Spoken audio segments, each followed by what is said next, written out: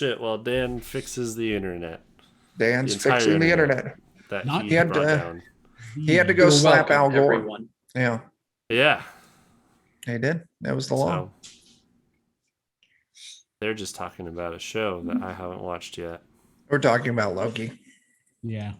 But they're not against Hashtag all no- life. Yeah, the hashtag we're gonna try and do no spoilers. They're No, against I don't think they are, but that's the thing to me is like it's the point that he's talking about something that from the viewer's point of view seems at odds with what they're doing, what they're Yeah. claiming. He doesn't realize that. He doesn't get that connection. He's just talking. But like from the outside looking in, you're like, wait a second, they're saying like order and peace and all these other things, but you're also talking about literally getting rid of the thing that gives rise to creation. So why?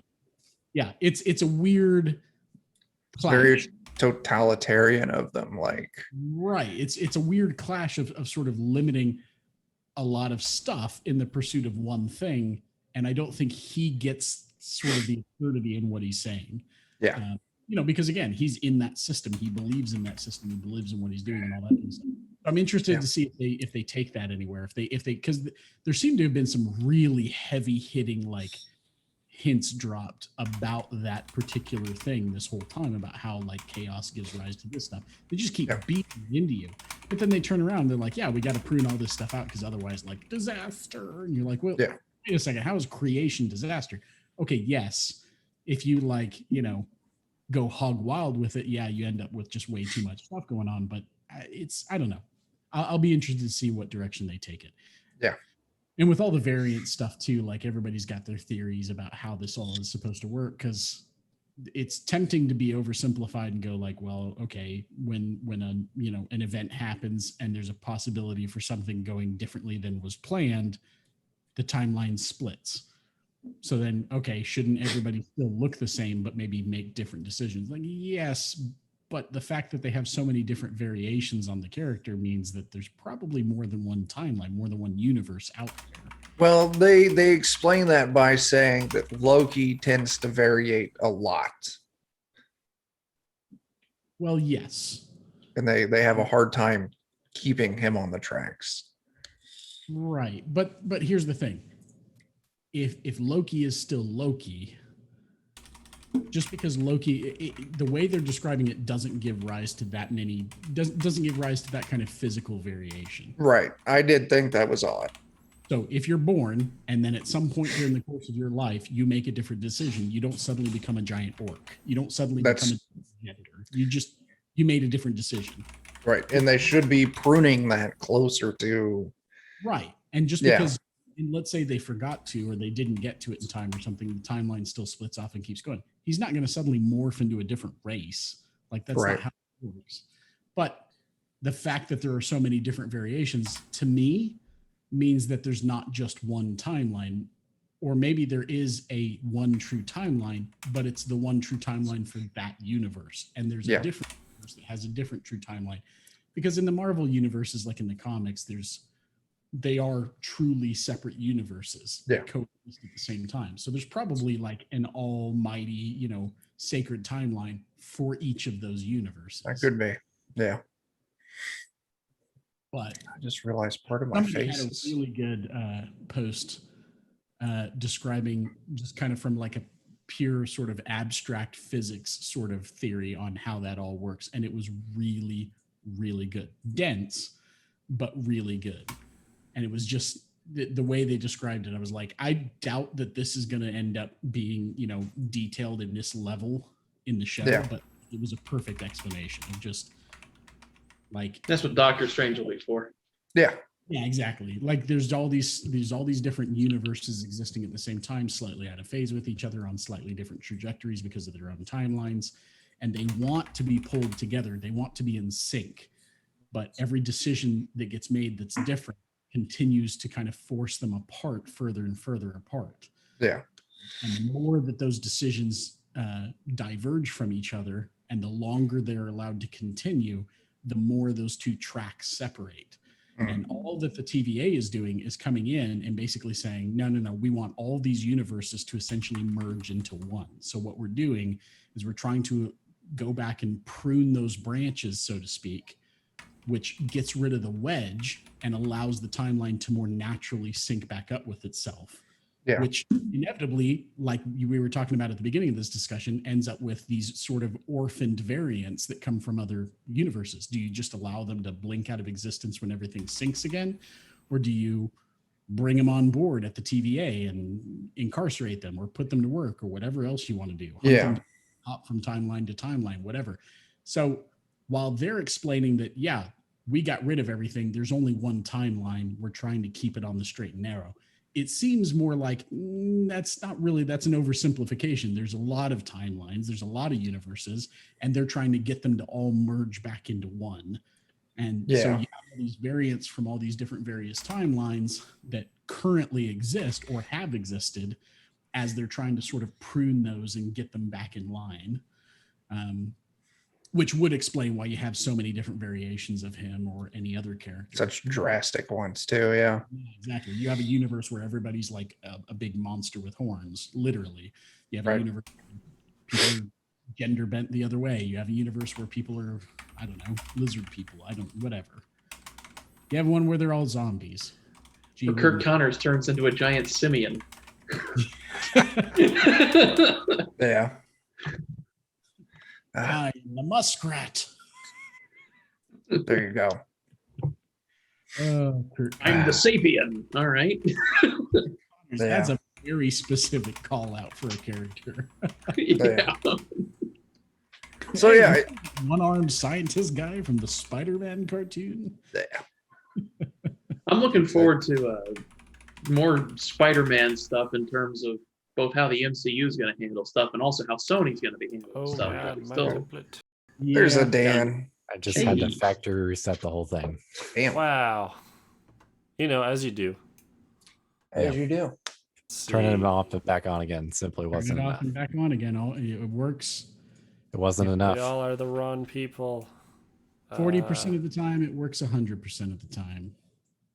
The factory reset into oblivion. turned its life off. This is harder than it should be. There we go. Awesome. Hey. Dan's back. He fixed the internet. He all fixed better the now. internet. How was Al Gore? He's doing all right. He's still upset about losing the presidency way back when. Oh, that's fair. Oh, yeah. I'd be bitter about that too. Those damn hanging chads. Is that what they were Right. called? Yeah. Those darn jebs. I don't blame him for losing. I mean, I really liked Bush back then. I liked him so much I went to Florida and voted for him twice.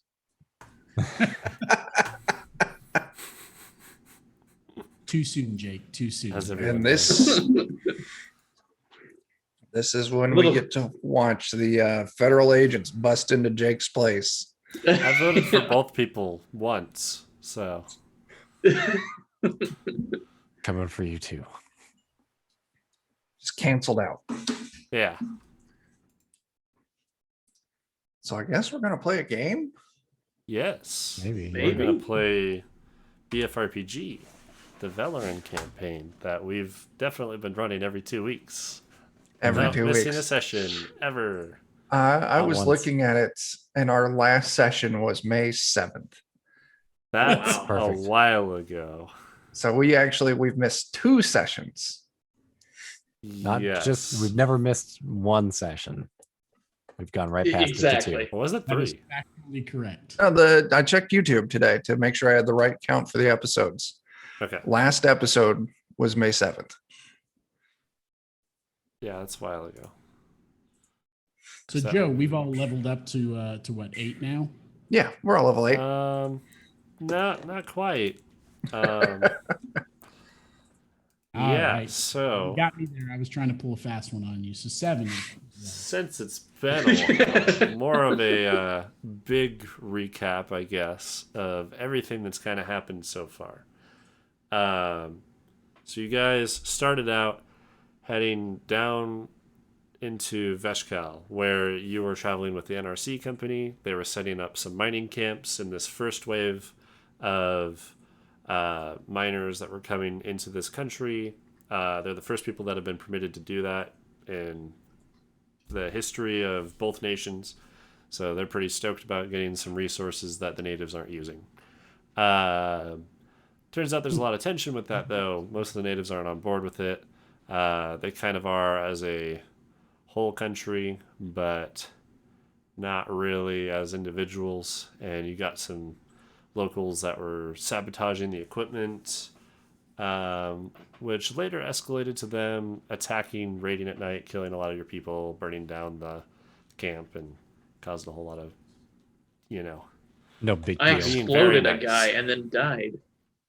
Yes, Yeah. right after you were possessed by a book. So it might be for the better.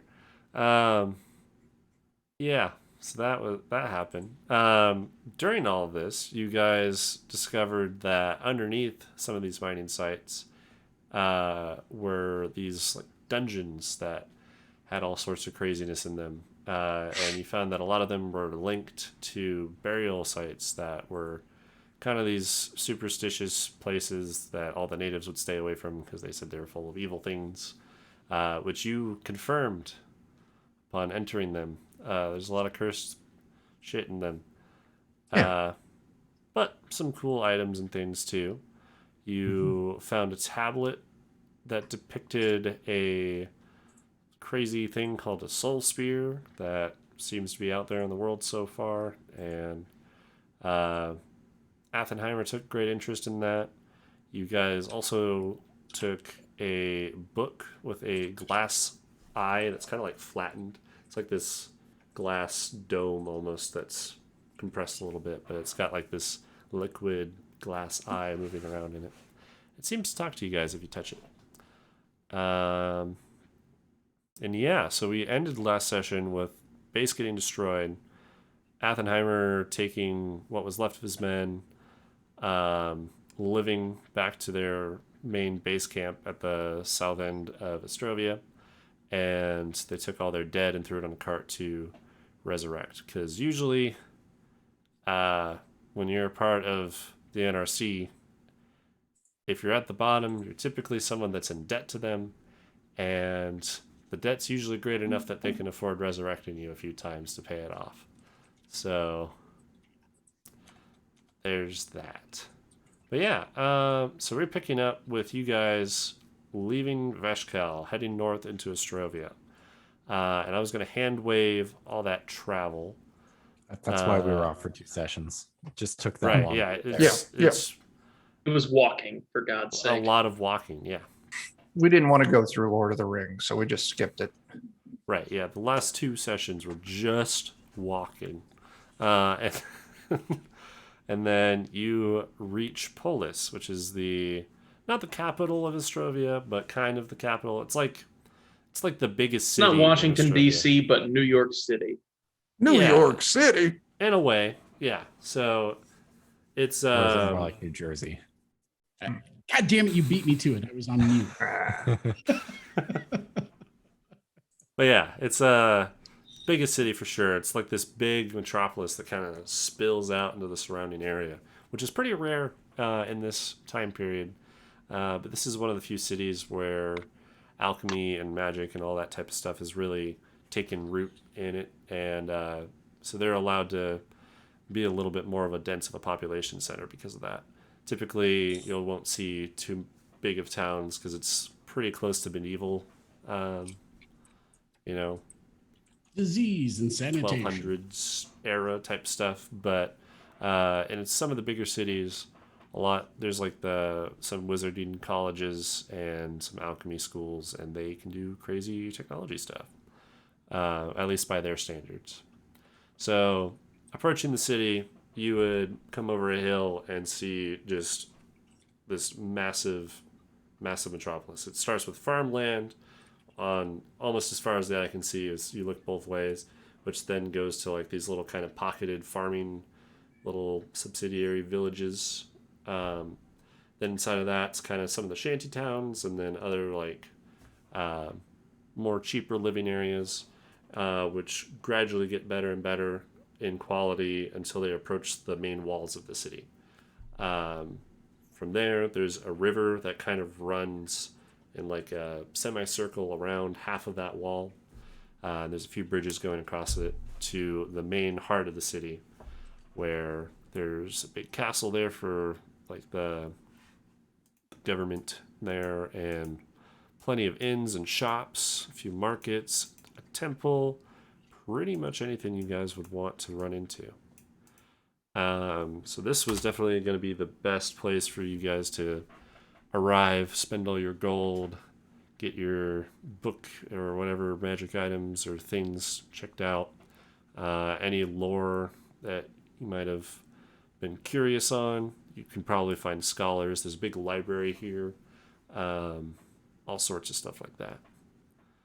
So yeah, that's where we pick up. You guys are kind of just right on the edge of this metropolis area. You're kind of in that farmland area on your way in. Well, we should go to the I town. lay in a cart and stink up the joint. There you go. All right. So, if you guys were wanting to do shopping and stuff, then best place to do that would definitely be within the walls. There are still some shops and things outside of the walls, but those typically are more like the markets for like grocery, food. And that's where most like the farming areas will do their business. But inside of the city, that's where you're going to find like alchemy shops, a lot of the blacksmiths, general goods, things like that. So heading closer to the city, you'd find there's a bridge that goes across. It looks like there's a big kind of portcullis on either side that are raised. There's guards at either entrance, but they're not really screening people. They're just kind of keeping a general lookout. None of them really stop you, because I don't think any of you, look too different. I think most of you guys are from Australia too, so you kind of match the land. Maybe some of you that your characters were from Veshkal originally, you'll kind of get like a weird look by the guards, but none of them will stop you. But then you move in. Well, I've got a couple things that need identified, I think. Sure. So would that be your first stop? Is like a magic shop or something? Yeah, might as well. I mean, we got to what? We got to get this stuff identified. We got to find a place to crash. Trying to remember what all we got for loot. We got some silver amulets. We got that black dagger, bunch of scrolls, some books, silverware, papers with strange symboling, strange dusty holy book. Then So down at the bottom, we have the eye book and the silver oval amulet. And I'm not sure if they overlap with things up above or if they're different. I think those I are think- different. I think the silver oval amulet, you guys didn't quite get it identified, but you do know it lets you restore a hit die when you sleep instead of 1 health. Yeah, I think I have that off of Jake's dead body at the moment. And then you did have another silver amulet that it seemed to be mundane, but it was still probably worth something. I called it the healthy boy amulet. Yeah. It's fair. Do we want Yeah, to just sell random extra weapons? Yeah, I was thinking about that. Maybe we can go to a shop or blacksmith and sell all that shit off. Okay. Give us a little bit more spending cash. Short swords, short bow, shields. Yeah. We probably want to keep the magic wand of acid spray. Yes. I agree. Timmy definitely doesn't have a short sword anymore. He does not. 15 scroll tubes. We could sell those to someplace. And we might take those to this magic shop as well and get those Yeah. identified. We have a set of actual silverware, We do. Sell that as well. Hmm? Yep. leather armor. We could sell pretty much all of that stuff that we don't need. That Quite should a lot. more than pay for some lodging plus extra. Yeah. You imagine probably there's not like one shop that will take all these things, so you'll probably have to go around to a few different ones. Yeah. But it's definitely possible. There's all sorts of different places you want to go. So, what would be the first place you're looking for? I mean, I kind of want to get our things identified first, personally, but Okay. that Yeah. way we know what we have and if there's things there that we might want to get. come My up with only concern with that course of action is, are we going to have enough cheddar up front to pay for that? No, and That's my point. that's Let's offload the stuff we know we don't want. Kind okay. of build up our reserves, and then we'll go get stuff identified in case there's, because In best case case it's scenario, exorbitantly you find priced. out they have some cool stuff and we want to buy something, so we might as well have extra money. Yeah, that's fair. I've been trying Yeah. to find the book price for identification. That would be should be under like services, right? Maybe it may not have it. I'm not entirely. It's been so long since I fucked with this system. Right. I haven't found. If for I'm that. thinking correctly, it's fairly high priced, which is why I think in our other campaign we just did work in trade for getting things identified, but it sort That of sounds depends right. on how you want to do it. It's a little bit more granular. Depending on what's being identified, it might cost more. Because the way that works, there's kind of like tiers of items, and each tier is more difficult to identify. So if it's something really simple, it'll usually be pretty cheap. But if it's something crazy, so usually they can kind of like appraise it really quick and tell you how much it'll be to get it looked at, and then you can decide if you want to pay it. I was trying to find like what the base price was, because that's what I was basing my the scale off of, but I don't remember. For some that reason, was. I feel like it's 100 gold or something like that, but That's the number I have in my head. I don't have too, anything to substantiate that. I just feel like I read it or heard it somewhere. Why don't we go with Right. that then to save time? And if In it's which wrong, we case- can just play more in the future. In which case I'll never have that much money. Yeah, I was gonna go with like 50 for a standard item, and then it could be less than that if it was like something with a really mundane effect. But it could get much more expensive depending on how crazy it is. But yeah, it's definitely not. I think you guys would have enough to get at least some of your things identified. I got 38 gold. I definitely think we should sell So everything we don't need first. Yeah, sell. Okay. So what's the first batch of stuff you're gonna sell? Where are you gonna go to for that?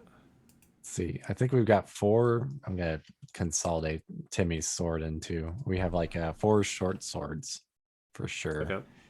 A short bow and a shield. So we might be able to sell them all in the same place. Yeah. Possibly our leather armor at the same place, but probably not. Yeah, I imagine.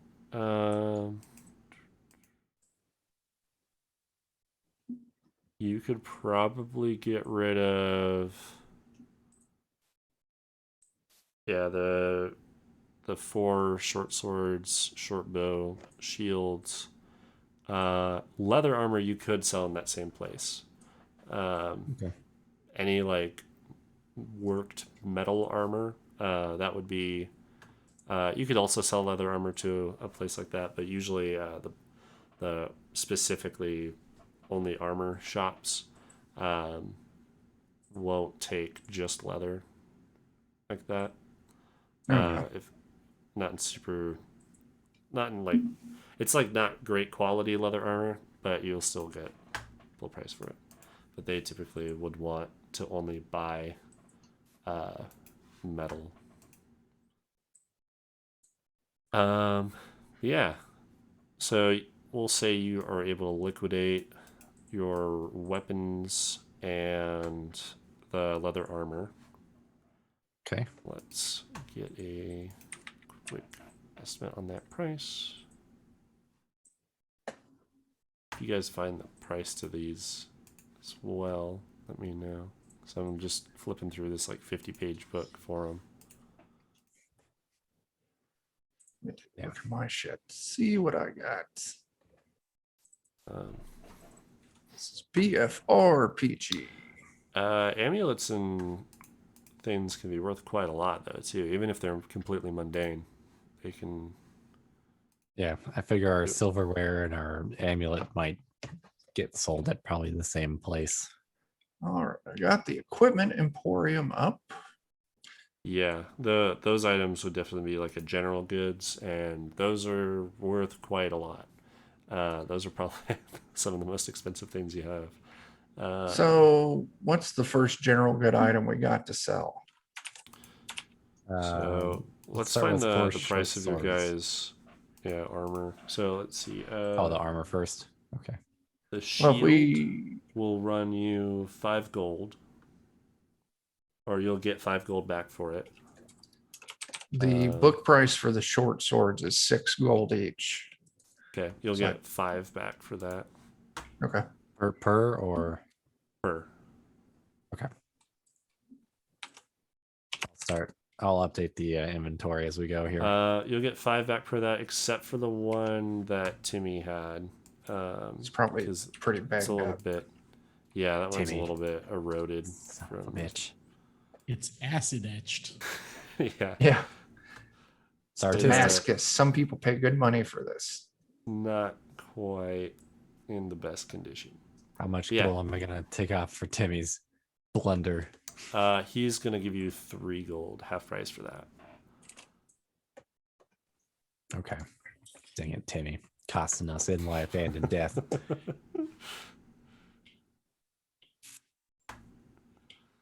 Yeah, there's those. Let me break this out into another page just so that's easier. 1 short bow, 2 shields. One short bow. Let's see. Ranged weapon. Short bow is stock. Base price is 25, so they'd pay 22 for that. Okay, And that's pretty good. That 22 gold, Joe? yeah, Dang. All right. yeah, they won't buy it at full price ever, but they'll give pretty close to it. Make a profit.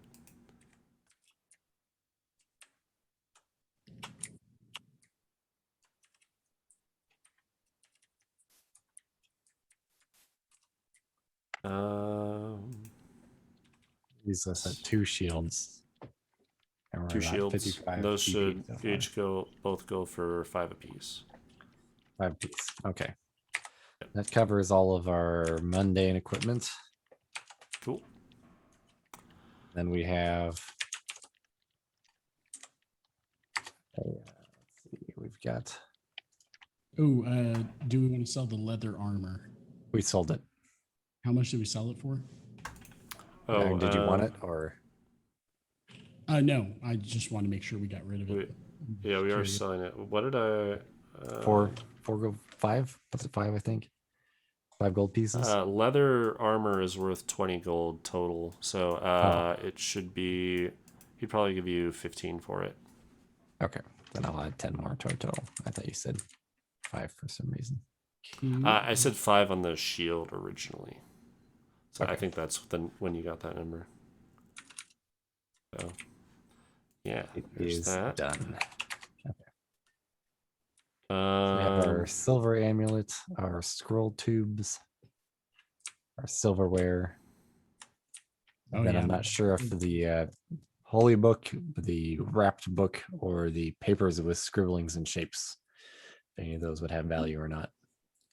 You imagine the holy book, the papers, and the eye book, and the strange dagger are all probably going to need to be identified like by Okay. at the same place. They all kind of give off that like occult, arcane vibe. So that would be So where we're you'd probably want down to check to those. just selling our silverware and our silver amulet for now. Yes. So Okay. silver amulet and silverware. That would be back in like a general store. The amulet, I want to say, I just saw that.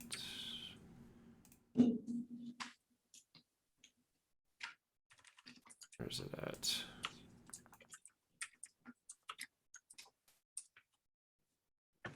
Locket.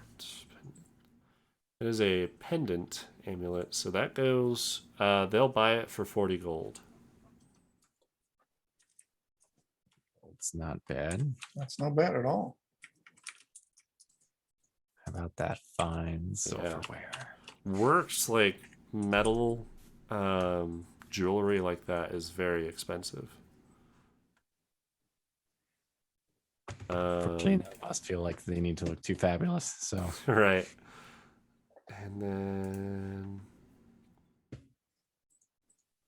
see. And then actual silverware. Trying to find something that's close to that.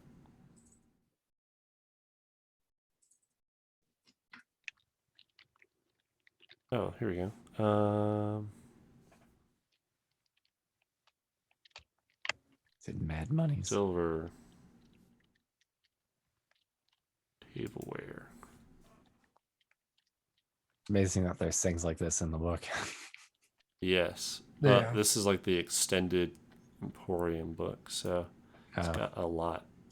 it's suitable for running Elder Scrolls in it, where you must steal all the things and sell them all, no matter how mundane it is. Yes. Okay, so you guys had a set of silverware, Yes. and each individual piece goes for 8 silver pieces. Nice. So standard set is probably 4 of each. It's like 4 spoons, 4 forks, 4 knives. Unless it's a full play setting with salad fork, dessert fork, dinner spoon, and soup spoon. In which case you have 5 for each setting. 4 settings is 20 pieces. Just throwing that out there. Throwing it Yeah, out there. going with the 12-piece set. Ah, got so they. No, even IKEA sells a bigger set for $20. I don't think they had that standard yet. They splurged on silverware, but didn't even get the extra forks and What? spoons. Right. Okay. They have actual silverware made out of silver. You can't Yeah. tell me it's a full college dorm set. I don't know if they. What a I bunch of feel like plebs. that standard There would at for least be a silverware couple of serving utensils was. in. Yeah, how about those tongs and the serving platter? Oh, you might actually have a. Serving spoon, serving fork, maybe even a carving knife. No, it's just 12 pieces. So Man, 12 times 8 silver. What? No ice cube 96. bucket and serving tongue? Oh, wow. Going for it. No corn cob skewers? Listen, I cannot abide by there not being corn cob skewers in this. Right? Tell me there's at least a the crystal little like dill pickle forks. forks. No stirring kettle. spoons for the iced tea. A kettle. A whisk. Teapot. That's a cooking implement, Joe. Yeah. Clearly, you've never been in the kitchen. I have one in my house. Have a kitchen. He's walked through it before. Yeah. That's That's where the the room I fridge, put my soda in. where the fridge and the microwave live. You mean the Although soda now that room. it's winter or room. summer, I mean, I'm lazy and I just set my soda on the AC vent, and that keeps it cold. Do what you gotta. I mean, technically speaking, that should be heating your soda, not so much cooling it. No, it's the AC. The cool side, not the exhaust side. Oh, Yeah. fair enough. Yeah, it's the vent in my room. I'm in an old house that Oh, have I like see what you big mean. metal grate vents Just that I can blocking like stand on. So Yeah. It's like they're Wild House. huge. They're like this big. So I just like you're set talking- the soda. If they're that big, I think that's the return, Joe. No, my It's old house had definitely- like 1 foot by 1 foot square vents in the floor, and Yeah, I've got like several of Oh, those. 1 foot. Okay, you made it sound like it was like 2 foot by They're- 3 foot. Okay. They're pretty big, but I mean, foot by foot. That's the way my vents are too here. But yeah. returns, like the old house I used to live in, the returns were literally a wooden grate that was like 2.5 feet long by 2 foot wide. Yeah. It was massive. It was like I was the always entrance concerned I was to a gonna fall through pool. mine. As you should. Yeah. I don't. What's the? Doesn't BFRPG use a different conversion from silver to gold and all that? Do they do I like the don't weird know. 12 I figure thing, or- we'll deal with the conversions later. I've just been writing it down as the currency we get it, Okay. Cool. because I'm lazy. Well, from silver to gold, copper to silver, and silver to gold is still done by a 10-to-1 deal. Still It's 10 just to they 1. also throw in electrum and platinum. So Okay. Can't remember which systems do it weird and which ones don't. But yeah, I'm happy with that. Just it being the standard 10-to-1. But yeah, so looks like your party gold now is up to 115 gold, 176 silver, and 200 copper. Yep. Now that's some walking around money. Yes, Yeah. it is. Let's Yep. sell these scroll tubes and get these books identified. Right. Yeah. So let's find those would be worth.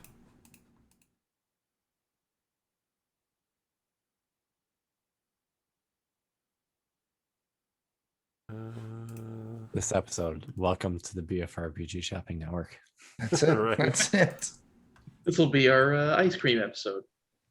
Yeah. I said we were playing a pawn shop simulator. Nice. Do what we do. You say ice cream episode, and it reminds me of Goblin Slayer, Oh no. and it makes I me had- mad that it reminds me of Goblin Slayer. Now I'm upset too. It didn't make me think of that, and then you said that, and oh no. Now, the real trick is Why did you do think that? about Goblin Slayer. Are you thinking of it as the Japanese voices, or are you thinking of Goblin Slayer abridged? haven't I seen haven't that. seen the abridged, but that sounds You great. need to watch the abridged. It's so funny. I was really just trying to like strike Goblin Slayer from my Goblins! memory as much as I Right. could. I don't see anything for scroll tubes. I'm trying to find like I imagine that there would be scrolls inside of them, and then whatever scrolls are inside of them would be the Oh. thing of actual value. I was thinking they were just empty well carrying. these are actually just empty tubes. Oh, they're actually just the tubes. Oh, okay. Yeah. I had my hopes up. I thought they were like I full thought of there were something. scrolls in them. No, they're empty tubes. They do look like they're worth something because they're in This is just good like condition. cardboard tubes we could give to the children in this city to play swords with. Yes. Probably not worth much unless there's a UPS office somewhere in here that needs restocking. They're pretty sturdy. Are they made from like a tree trunk that's been carved down to hold scrolls? Tough. They've got the brand name Tough on them somewhere. That's what How makes would you it like to valuable. purchase these fine solid oak scroll tubes? I have Well, 15. They're usually made really sturdy because they're made for like keeping magic scrolls in good condition. They're probably like traveling and really, things. really made like leather tubes or something for traveling with scrolls in them. Yeah, and then they're like worked in a way that they're resistant to like water and heat and all that type of stuff to some Damn, degree. maybe we should keep 1 or 2 of these just to carry stuff in case we. Yeah, find they're some good- not. They're definitely not a bad thing to have if you're ever going to have scrolls or like delicate items, Probably keep. or a like if you couple- have papers or things that you need to keep on you that you don't want to get We destroyed. never know when we might be asked to like transport something or bring something back to someone that would be. Thank goodness we've got our tough scroll tubes with a Z. Right?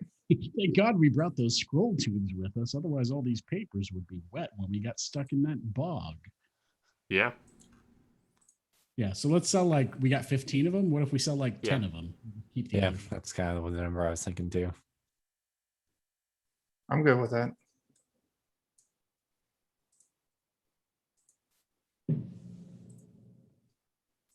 I don't know why, Jake, but your crystal ball background keeps throwing me off every time I like get it to like right at the corner by, and then you actually do something with your hands. I'm like, ah, All these hands. Those aren't Jack's hands. Behind him and twice the size of his torso. Closest. I don't know. It's like just when it's like right on the corner of my vision, I see it. I'm like, oh,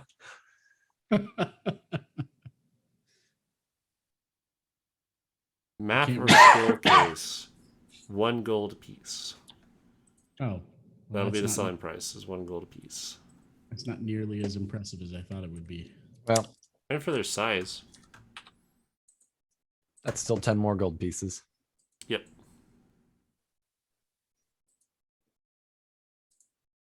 Add it to the pile. And it has been Yes. added. There we Tinkle, go. tinkle, tinkle. The sound of gold going into the pile. Ching, ching, ching. Mhm. Yep. Make So I now to go think- waste it all on identifying So- things. That Yeah. book that was wrapped in twine, I think, is the iBook. Is it? Oh, Okay. okay. Yeah, because you guys opened it for that. I will so you remove have that. right. So you've got the Dusty Holy Book, the iBook. I think you guys are keeping the silver oval amulet because that's Yes. helpful. It helps The you healthy boy recover amulet. health. Yes. Let's see. So you got the weird black dagger, iBook, papers, Dusty Book. And those are all kind of occult items. So, when you're looking around to find like the best magic place, this is where you're kind of given a choice. So most of the shops are pretty similar, but when it comes to like magic items, there's kind of different people that have different specializations. So there's kind of some general magic shops that will buy things off of you, but with the black dagger and this iBook seem to be pretty off the normal path of things that you'd come across. They're not like a general, like just a +1 ring or something like that, you know. Would you say they're almost apocryphal? They're more like you'd probably want to find like more of the weird, like secluded You want to wizard find guy. a guy in a trench coat in an alley, essentially, is what you're telling me. Uh, Who smells of newt and probably carries a wizard staff. the guy that this is like his side business, and he's spending the rest of his time doing other weird stuff. This is a side business, not as legitimate. Right. So, This is his business that supports his business. right. So, I mean, you'd be able to get some money out of it, but you feel like the best return would definitely be from someone like that. So there is like a general magic shop, but the other shop, it's not really a shop, but the other like wizard in town that people talk about and would be able to direct you to, has a space that he lives in underneath the library, because he works at the library. That sounds sort of sketchy, at least. It's underneath something. Yeah. Mhm. Okay. I mean, if we're gonna do something, let's do the sketchy one. All right. Oh yeah, you guys are directed to the town library. It's Direct me to your it nearest looks to be strange like wizard. this giant. It almost looks like a cathedral that's kind of been converted into a library, and you've seen the other cathedral in town because it's pretty tall, so you get the sense that this was like the old cathedral of the town, and then they built a bigger, better one as their technology improved. Because the newer one looks like much more impressive than what traditional building methods would allow. So this one looks to just be what they had before.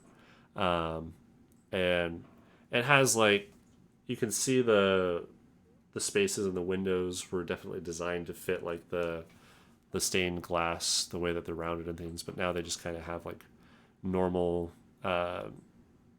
like tinted glass in its place. All the like religious symbolism's been removed. There's like all these light spots that you can tell there used to be statues and things there, but it's kind of been stripped out. Yeah, you go inside. There's only a few people wandering around in there.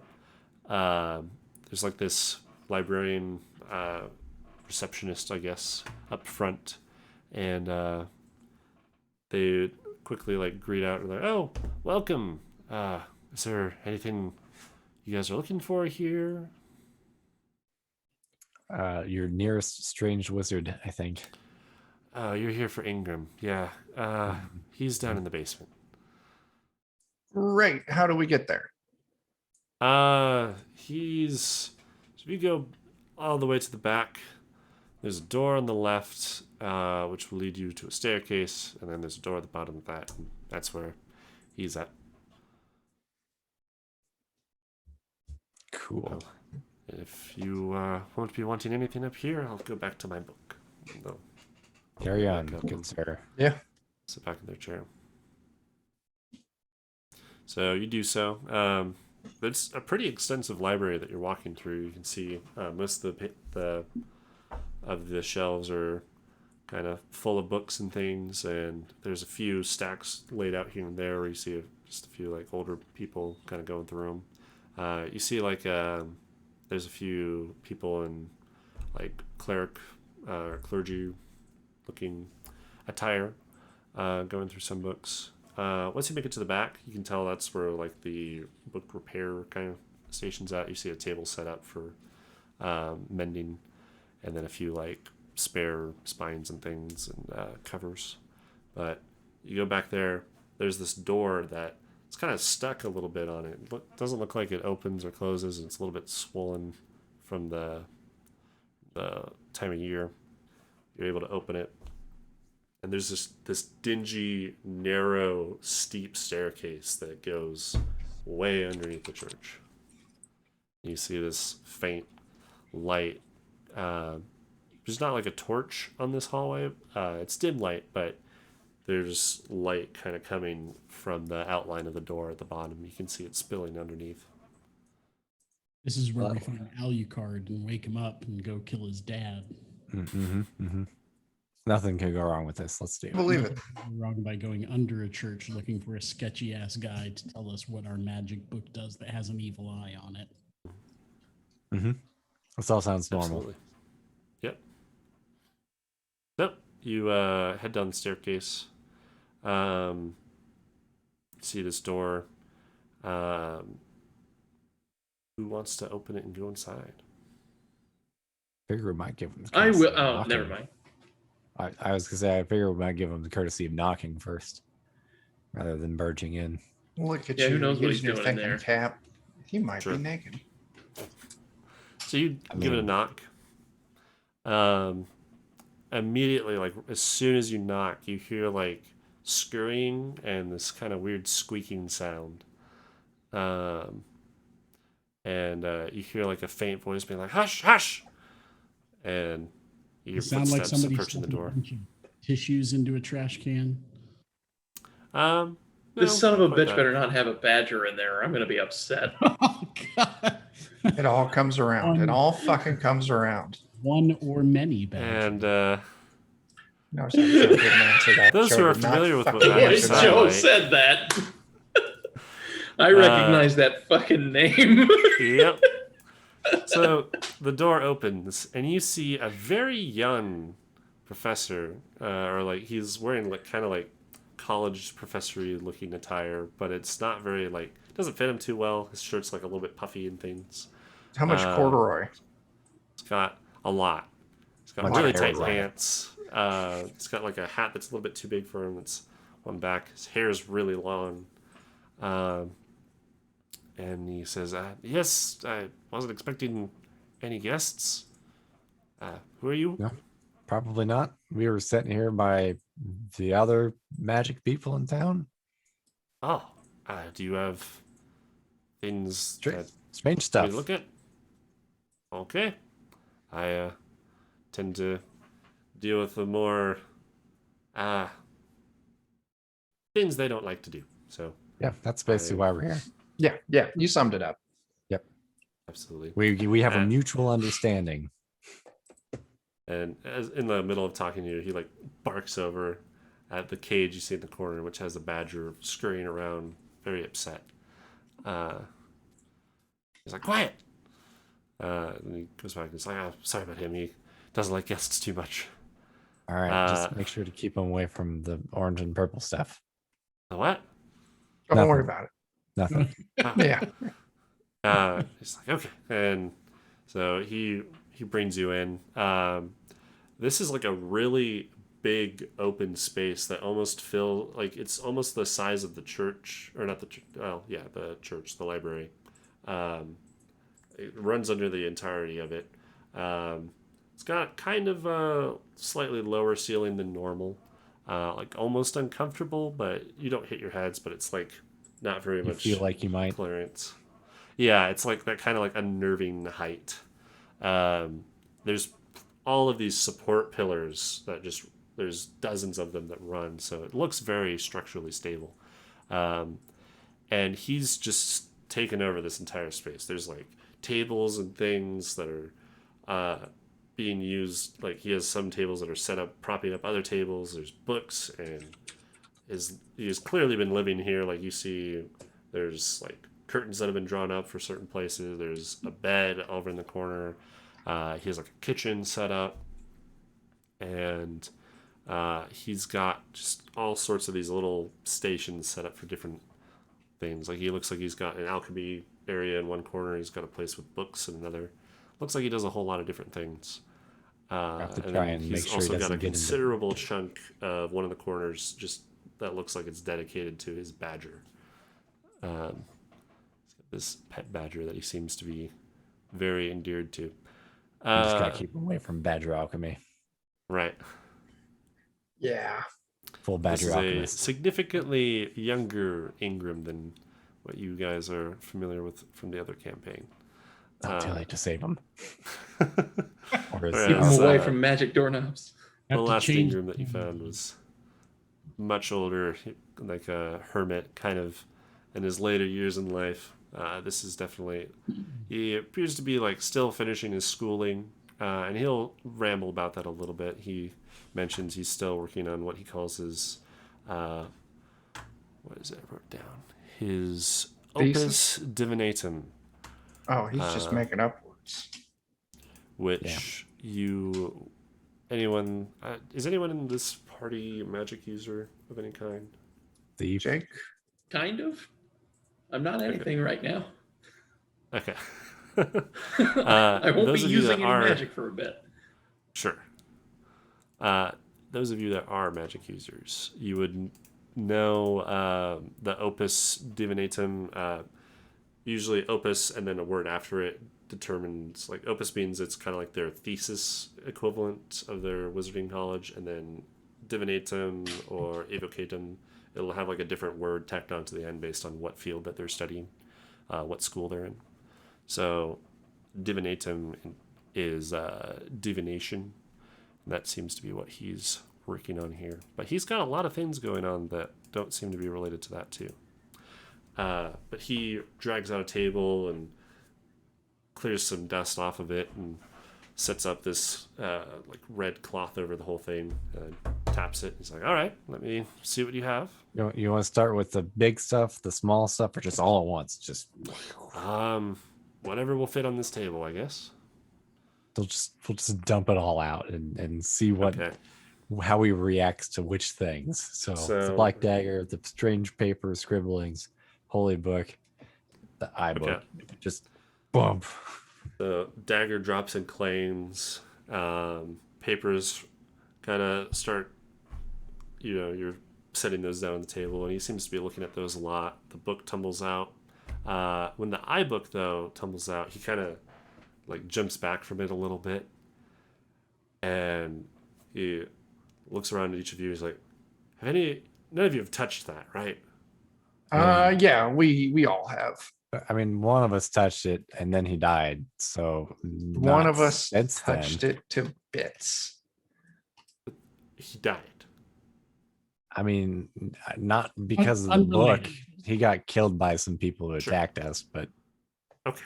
But currently dead. I mean, Not yeah, planning to bring him back. we thought about it. Should we not?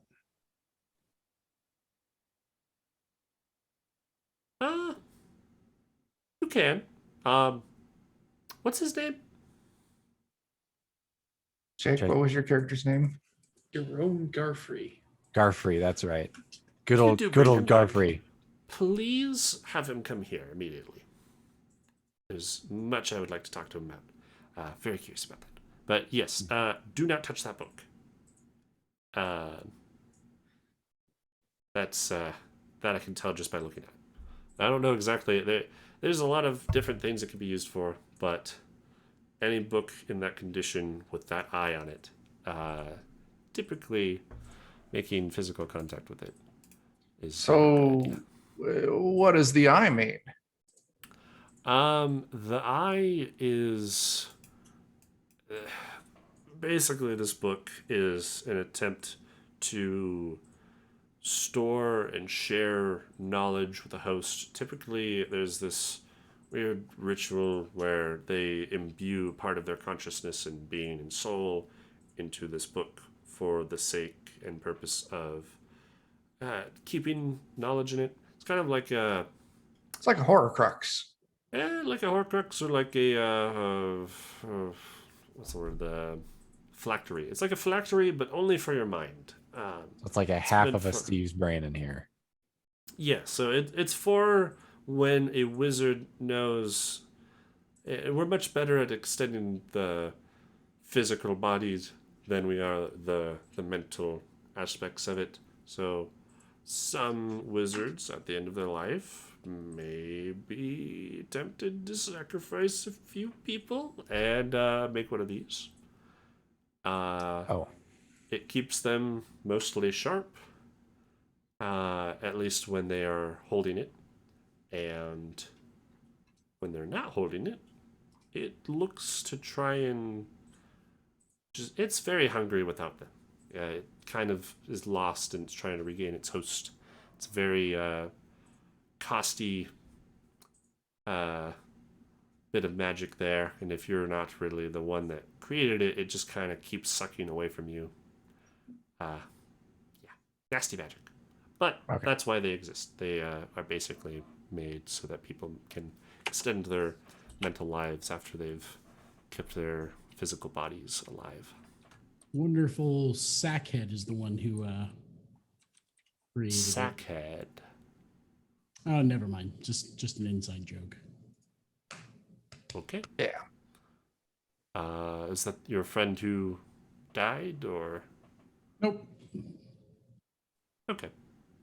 But yeah, Oh yeah, I would- Sackhead. I wasn't even thinking of Sackhead. yeah. So you guys still, I forgot to say that in the recap, I guess, but you guys still do have the skeleton head that, Yeah. when it makes eye contact with you, tries to swap bodies. Get you Yeah. up. I'm hesitant to have that identified for fear of swapping bodies. Yeah, no, we don't want to do that. But I am really tempted when he's not looking to go hold the skull up in front of the badger. Oh God. It's just mean. Put the badger in the skull, put the guy in the badger. You'll be the reason that he turns into what he turns This into. guy will have a hell of a time with that badger the next time he lets it out of that cage. Plus, we'll get to put a badger in someone. Would be funny. Oh God. But Yeah.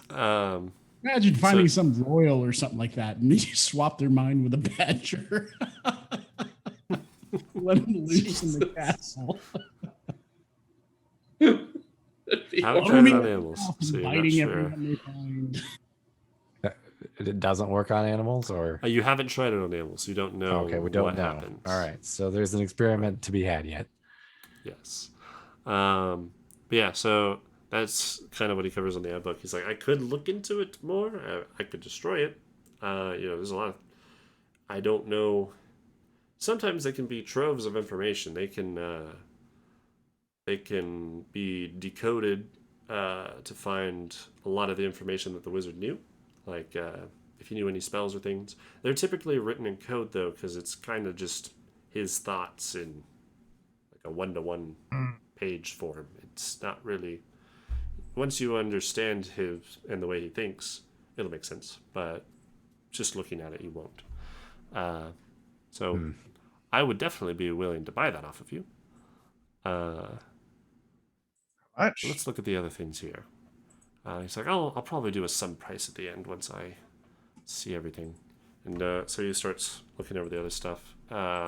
He goes to the Dusty Holy Book. He flips it open. He's like, oh, this is just divine magic. And he kind of like phlegms up a little bit in his throat and, and he sets it aside. It's like, I have no interest in that. But, maybe those people in the other building might like it. And he kind of lazily gestures towards the direction of where the new church is. And then he moves on to the papers with the strange scribblings. And he looks through them and he like kind of starts moving them around. He's very focused on the geometry on it because there's like a lot of writing and things. But he doesn't really seem to be spending a lot of time reading the words on them. He seems to be very like interested in the geometric shapes on each of them. He arranges them for a little bit. He's like, this looks like another bit of encoded information. Probably have to arrange the papers in a way that makes sense to the guy that made it. Did you find this with the iBook, or did you find it somewhere else? I've slept since then, man. No idea. You guys did find it. Oh, similar. of course we not did. in the exact same room, but you found it pretty The close. same general vicinity. Right. You found it like in the same... There was like a section of that dungeon that was kind of like the living quarters. Because it had like cots and like a little study and a little like altar. You found it there. So you found the book and the papers and I think the scroll tubes there. That sounds right. Yeah. That probably explains why they're all next to each other in our inventory. So, right. So he mentions that, if this is scribblings and writings from whoever created this iBook, that would be extremely helpful because I could use this almost as... I could use the two together to more easily decode the iBook because the things that are in the book manifest from his mind and the things that are on the pages he wrote manually. So it would take a while, but I could use one to find out the other and the other to find out. So I would definitely like to buy both of those from you. And then he looks at the black dagger. Mm-hmm. And he picks it up and he unsheaths it, twirls it in his hand a little bit. He's like, I wouldn't let anyone catch you with this. And he sets it back down. This is a dagger that is often used to... it's used in like ritual sacrifices, and depending on whoever wields it, if they're skilled enough, they're able to transfer the soul of whoever they sacrificed into whatever medium they were attempting to do it in. It doesn't have a gem or anything in it itself, so it's not able to like store the soul in the dagger. But if you had one nearby, or like a golem or something, I don't know. People do crazy stuff when they're sacrificing things. But that's basically what it does. You can kill someone with this dagger, it preserves their soul, and you are able to move it to said thing. Oh, I've just Not been using it something like a, that you want to have on your person. Even if you've never used it, it doesn't look very good. I know you found it in a tomb or something, but guards might not. I was basically just using it to open jars. It's very good at that. That's great. So, yeah, I don't have much of a use for it, so I don't particularly want to buy it. That's fine. If I were to buy it, I'm sure it would just sit down here, and I would get like someone would find it, and probably wouldn't good. I'd forget I had it, and I just don't want that on my mind. So, there's other shading markets in town that might like it. I don't necessarily know if you want to put it back out in the world. That's up to you. Probably not.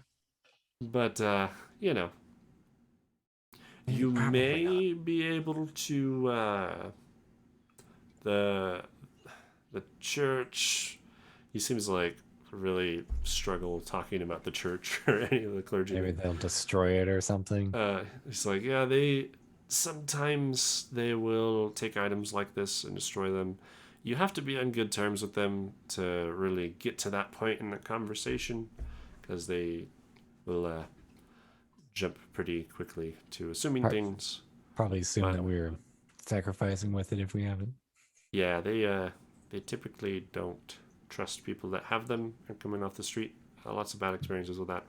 But if you're on good terms with someone in the church, they will be able to destroy it. It's not really like a public service or anything, but that's potentially, if you don't want to put it back out there on the streets, you could bring it to them, potentially get disposed that way. Yeah, that sounds like a good plan. Could be But I would something. encourage hiding it until that happens. What'd you I'll say? have to find something new to open my jars with. Right. Yeah. So, with that, did you guys have? I don't think you had anything that you needed identified. Other than that, That's pretty much it. I mean, I so. had some other like sketches of things. I don't know if they'd be valuable or not, but oh yeah, if you had sketches or information that you wanted to give to him, that was kind of like what they said too. They're like, if you found weird shit in dungeons, he might know about it. He does a lot of weird research. my notes were very detailed, of course, and one of them is sketch of candle holders runes, and the other one is drawing of axe murder thing. Good luck, Joe. I know there was the one Yes. room with the candles that like never seemed to burn out or something like that. Okay. Yep. And Yep, there that was the runes altar on from the this- first. Yeah. Okay, I know what that one is. And then you said altar or the axe. Drawing of axe murder thing. I don't even remember what that's from. That might have been the. Did you make a drawing of the depiction, the part where Jake's character died? I think it was Jake's character. Someone's character died when they like cut their hand open. Oh, maybe that was it. That might have been. That was when Jake wasn't here. Yeah. Yeah. We Oh sac- yeah. I wonder if it was that, because I think that was one of the times you made a drawing of like the runes or like whatever the that sculpture were. thing. Yeah. Yeah, there was like a slightly. It wasn't like a full on sculpture, but it was like a stone slab that kind of had like engravings in it. That might have been it. We'll go with So- that because that sounds reasonable.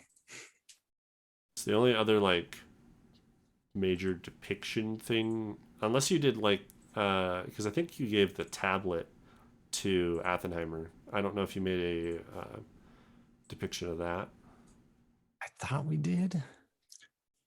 because No that was idea. a spear, not an axe. Oh, well. I don't know.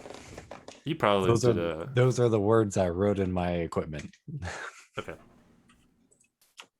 I imagine you did a encoding of that too. So, Maybe I wrote the wrong word. I'm not sure.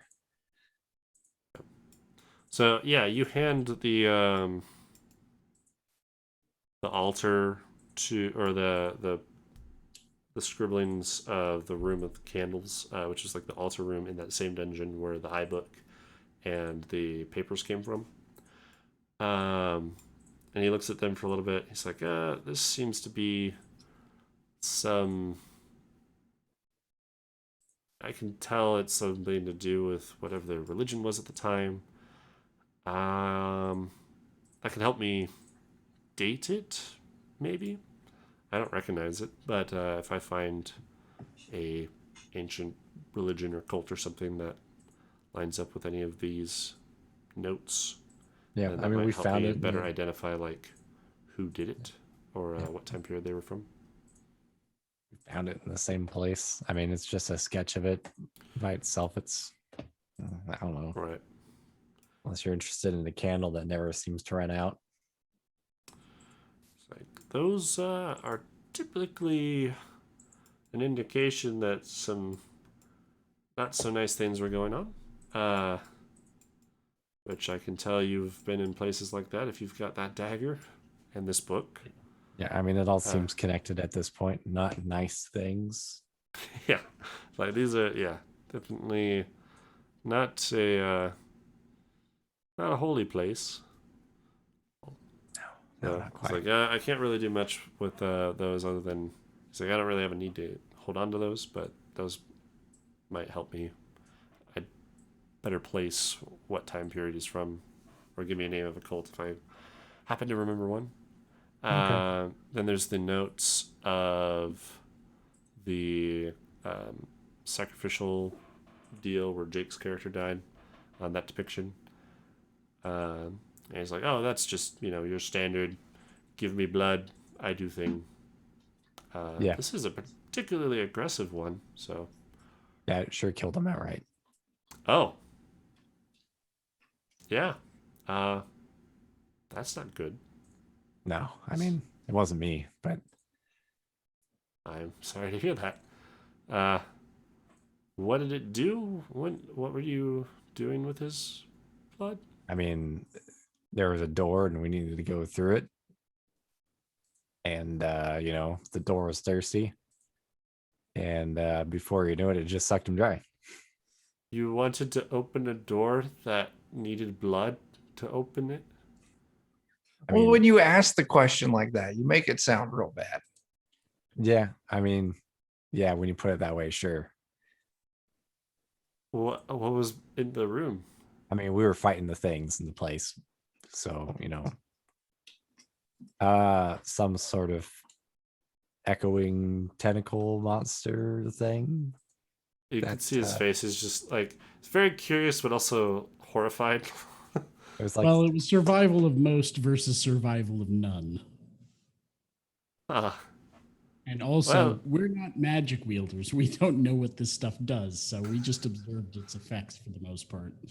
well, typically, if a door can only be opened with the blood I mean, we of didn't somebody. really know that. I mean, we know You're that looking now. at the people who thought they Yeah. were volunteering, so Fair enough.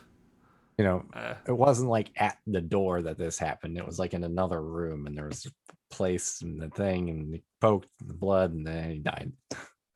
Okay. Well, I suppose there's more circumstances. we're not like regularly trying to. The outcome of it was the thing that we're like, oh, this probably belongs in that door we couldn't open back then. Sure. And Not like sure we. the it's not like circumstances we made it sound call much nicer, children around but, to do our bidding for us and sacrifice and everything. contrary to all these things we have, we're not actually into that.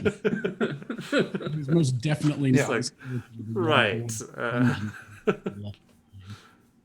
If Like, I well- were, I wouldn't be asking you what it is. He's like, yeah, I could tell. At least if you are into all this stuff, you're not very deep in it yet. If you don't know what any of this is, so there's that at least.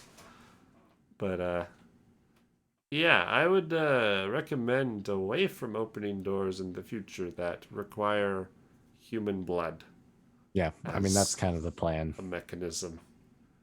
Do we still have our Typically, like crushed up crystal ball, or did we snore it all down on the Oh way yeah, here? um, I think you have I thought, that still. I thought we carried it out. I know we Yeah, put it like back I think you have back it in in the the bag. pouch still. Yeah. Um, yeah, I don't know why that wasn't on the sheet. I remember that you guys had that though, because it was like I, in a leather. I don't know why it's not on the sheet, but I'll write it on there. I may not have made the loot. Well, other stuff that you got before this. I don't know. I remember that you had that though, so yeah. You could give him that. Um, he'd open it, and he's like, "Well, it's not a whole lot of use, or at least much less use of whatever it was Oh, shit. before it was broken." I missed that the lollygaggers raided. Hey, Oh, lollygaggers. shit. I did too. Thanks for swinging by. Yeah, Oh, crap. Yeah. sweet. Got so caught up on here. Saw them say hey oh, but I Right. missed the But yeah, he's like, it's too busy probably arguing with a you about lot fucking less silver. of. Right. Well, I Uh, mean, this is what was behind the door that he died for, so we figured we'd probably keep it. fair enough. I suppose that does give it some sentimental value.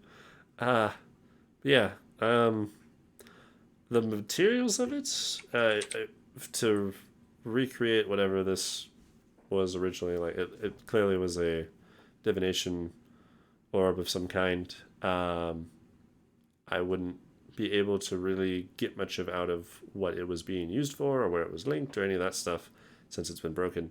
But it would be very easy to create a new one using these as raw materials. So that's definitely worth something.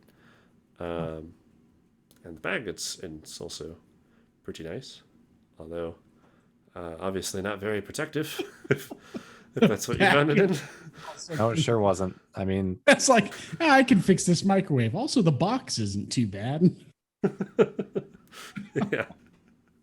And like it is a decent like embroidered leather bag. So, um, uh, he's like, yeah, I could definitely buy this off of you though. This the materials of the glass and the orb, and the bag, those alone are probably worth say 70 gold. oh wow.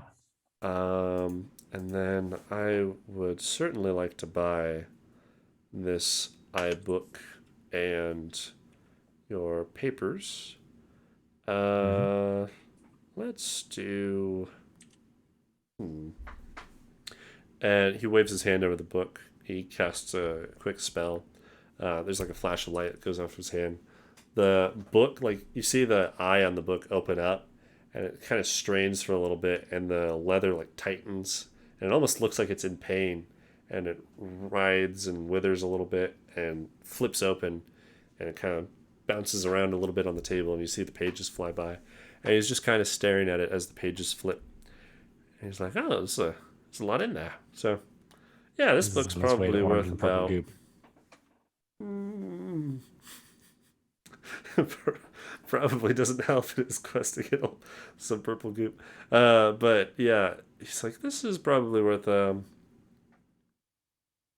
95 gold. I'll say that. Nice. So how much can we get for everything? It'd be the sum of those two. 95, and then what did I say for the 65? 65? So 150 set math. Oh, 165 is the total. 165. 90 and 75. Yes, math. 165 gold for everything. That sound fair, everybody? Shit, I'm good with that. I see you're not lowballing us.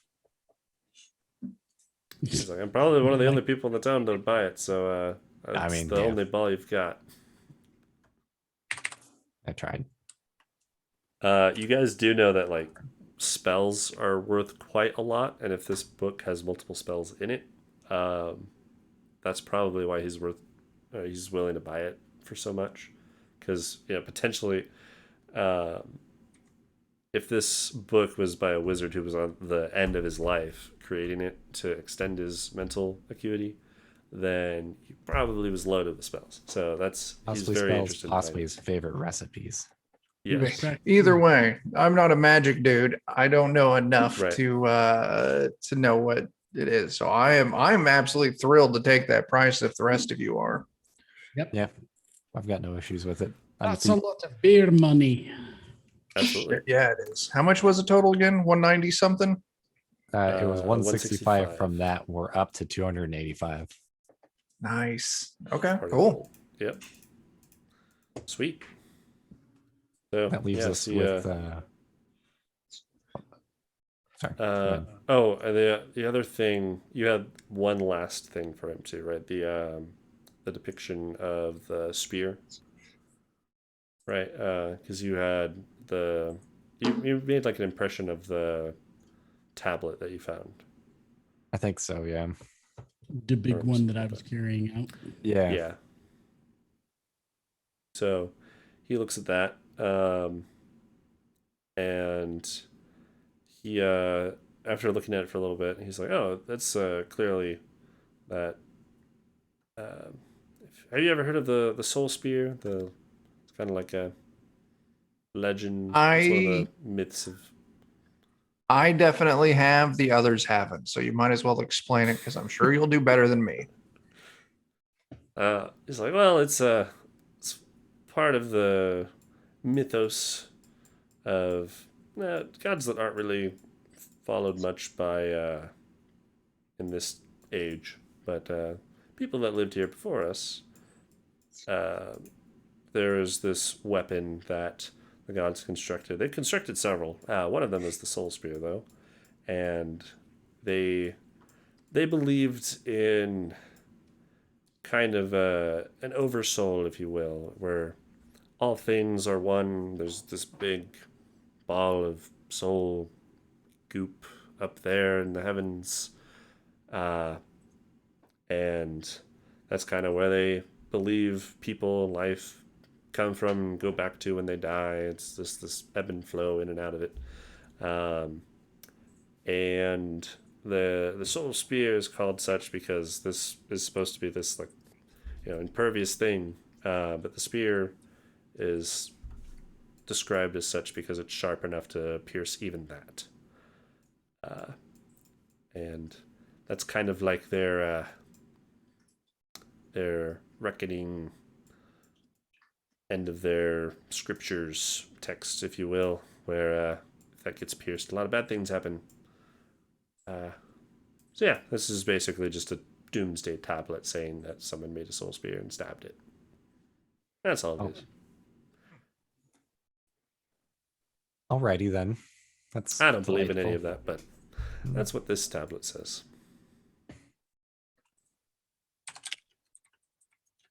I just stick to the sciences, and as he looks back to the book that's like writhing on the table, and he casts another spell at it, and it stops and closes back up. He just sticks to torturing library books. Yeah. You see that, like, even though it's just an eye, it's almost frowning at him, and the kind of goes back to what it normally looked like, but it's almost like the leather looks worn slightly more. It's like, if there's anything else, I'd be happy to answer any more questions. But if not, What's your you've got some badger's more. name? Badger's name. Oh, you mean Lipton?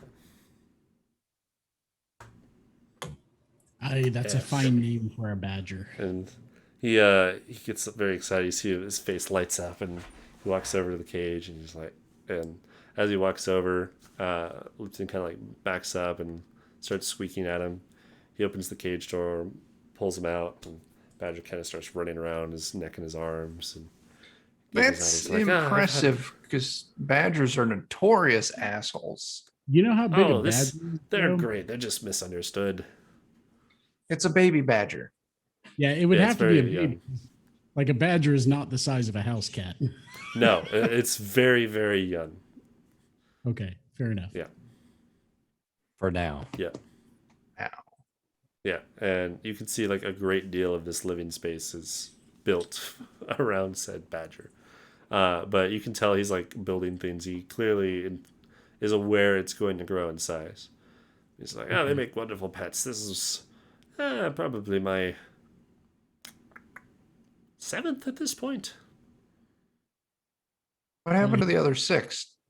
They grow old and unwieldy. Okay. Grow old and unwieldy. Like You just keep a them when they're small. chimpanzee? They just, I haven't found a good way to make them want to stay after they hit a certain age. They just kind of aren't happy anymore, and I can't stand to see them like that. So,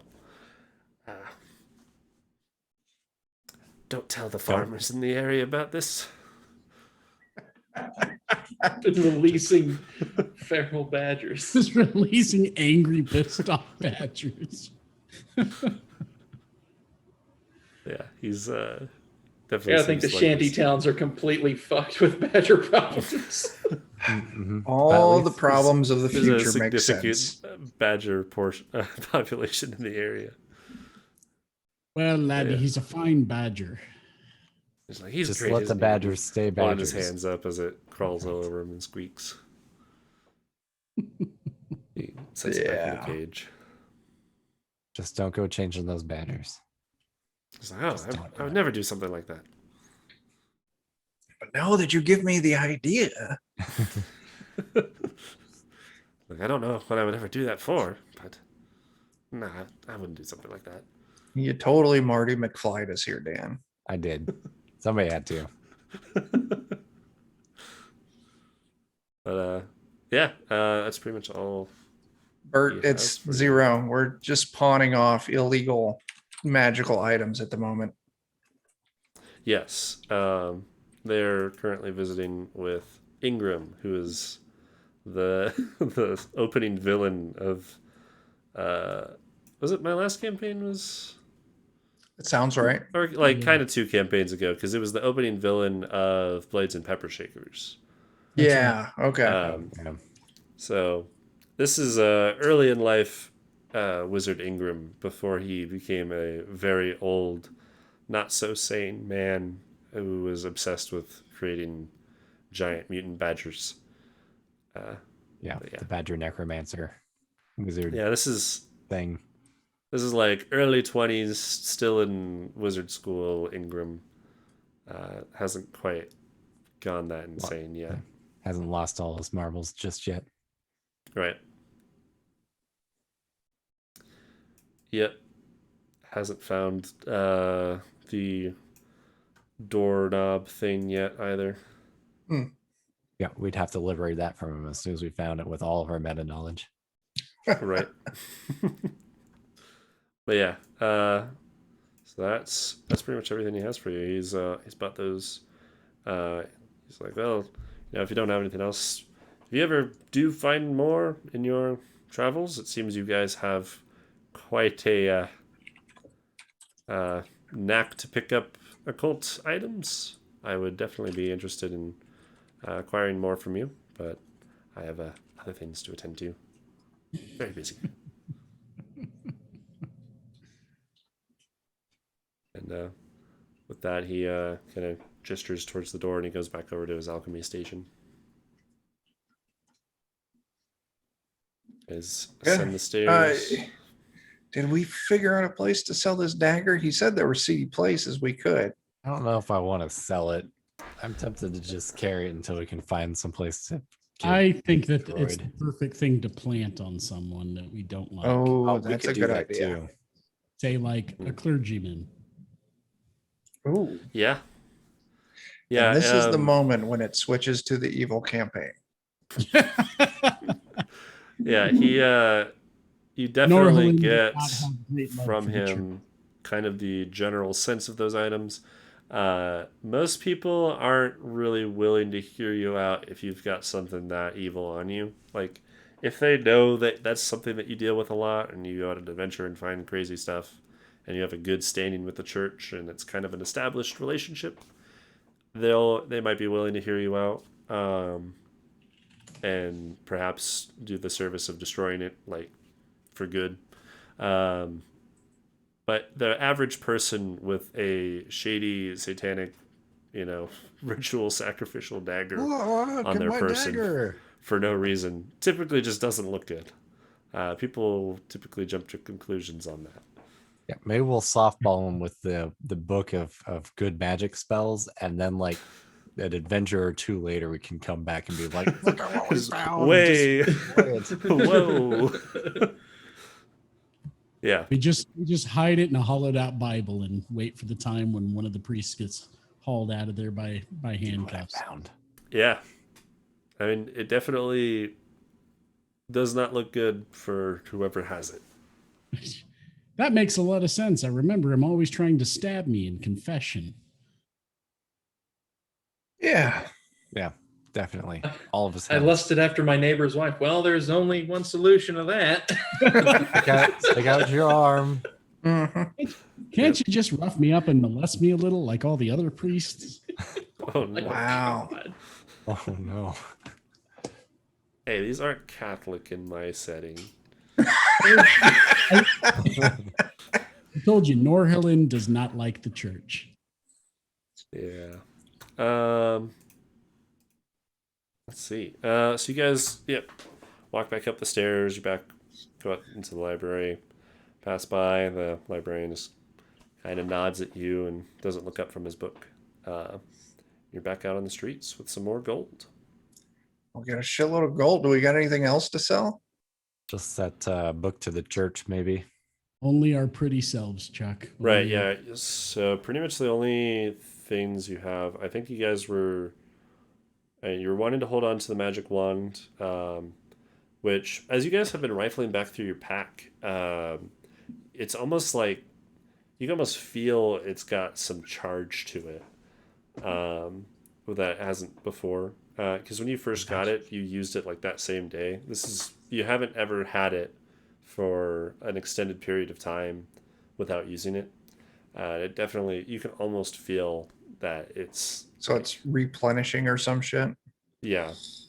You get It's the well, that's sense good. that it's got charges to it now. That's good news. Seems to take a while for it to reach like full charge again, but yeah, that's pretty rare. There are ones that do that. It's pretty rare to find them. But yeah, that's something. It's definitely helpful to hold on to though if you're wanting to go back down into Veshkal and do more dungeon delving, because it's Or if you get mugged in an alley. Yeah. Pocket it. yeah, or Yeah. it's an acid spray one, so it's good for that too. So good for acid spray. Yeah. So question would be, we don't have any jobs on the list right now, do we? We're not obligated to anyone. Not really, no. Eventually the NRC is going to want to go back down to Veshkal. They've kind of pulled back. And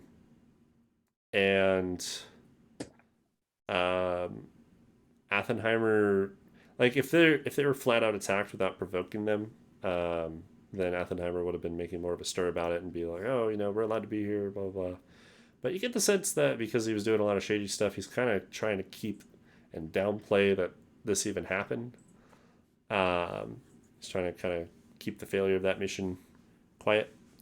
So he says that he'll be going back down probably in a few months once he's rebuilt slightly. So and the then best from there, thing we can do is plant the dagger on his Bible. Maybe. I was just thinking of seeing if we could get ourselves some work while we're. sure. Yeah, it's not going to be a while before they're going back down if you were wanting to go back down there. Yeah, I mean, you're in a city. There's jobs posted everywhere. There's people that need help with lots of different things. And this is where the campaign took a sleepy left turn into 4 roommates finding jobs and fame and living together and comedy. Right. Like Yeah. friends, but just co-workers. Yeah. Yeah. Still, it's like early Like afternoon still. I don't know. Some time left in the day. I don't know about all of you, but I'm itching for some action. Maybe we should see if we can find a job posting. go beat the shit out of someone for money. I'm okay with that. Yeah, we could do that. As long as there's food and drink and plenty of naps. I mean, probably one and then the other. So where Then could the we other. go to find something like that, Joe? So there are plenty of these kind of like poster board areas, kind of at the edges of most of the markets or most of like the big, like open spaces. You'll typically see like a job posting board or either like missing persons or people looking for work. Towards the outskirts of the town, you see a lot of like just typical like needing a farmhand for this crop or whatever. You see like a lot of more just general jobs. But as you guys have kind of worked your way into the city, you see more that are actually like adventuring geared. So if you wanted to approach one of those, you have plenty of things to look at. Let's do that. Let's find these boards and let's find the most adventuring adventure that we can fucking take that pays good. Okay. So as you come up to one of these boards, you see there's two kind of like rough looking guys. They've got like really big padded armor. One of them's got like an animal pelt around his neck, like half of his head shaved. The other one's covered in tattoos and is missing a lot of teeth. And you see this old man with some posters, and he seems to be like squabbling with them as he's trying to put it on the board, and they keep like barking at him saying that he can't. That's the scene you approach upon this particular closest one. I'd be interested in hanging back for a second to see if I can hear them say why.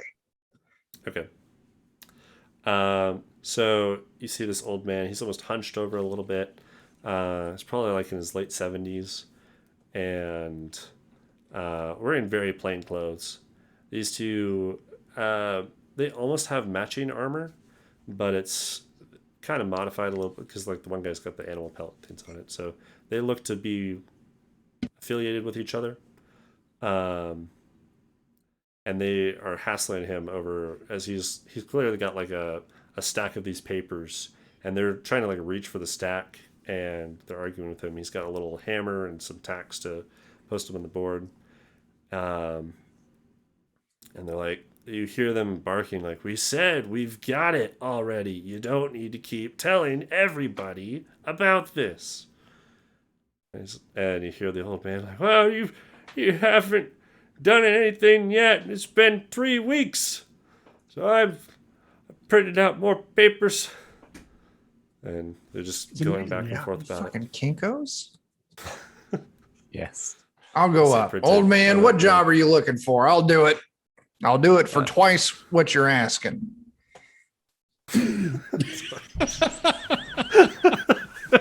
But I'll actually get it done. But I'll do it. So you come Balls, up I and like it. you bark at him, and it kind of startles all three of them.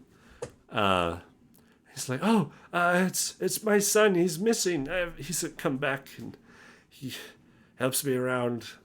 It's very difficult to do. I'm Is old. he a young lad, inquisitive, likes to hang around ruins, maybe? What the shit is his name? Tim. No, it's Jeremy. But he hasn't been back." And the two there, like you see them, they're like, "Shh, stop, no." They're like trying to cut him off and butt into him as he's talking constantly. And they like snatch the paper out of his hand as he's kind of handing one of them to you. And they're like, "We're already looking into it. Nothing to worry about.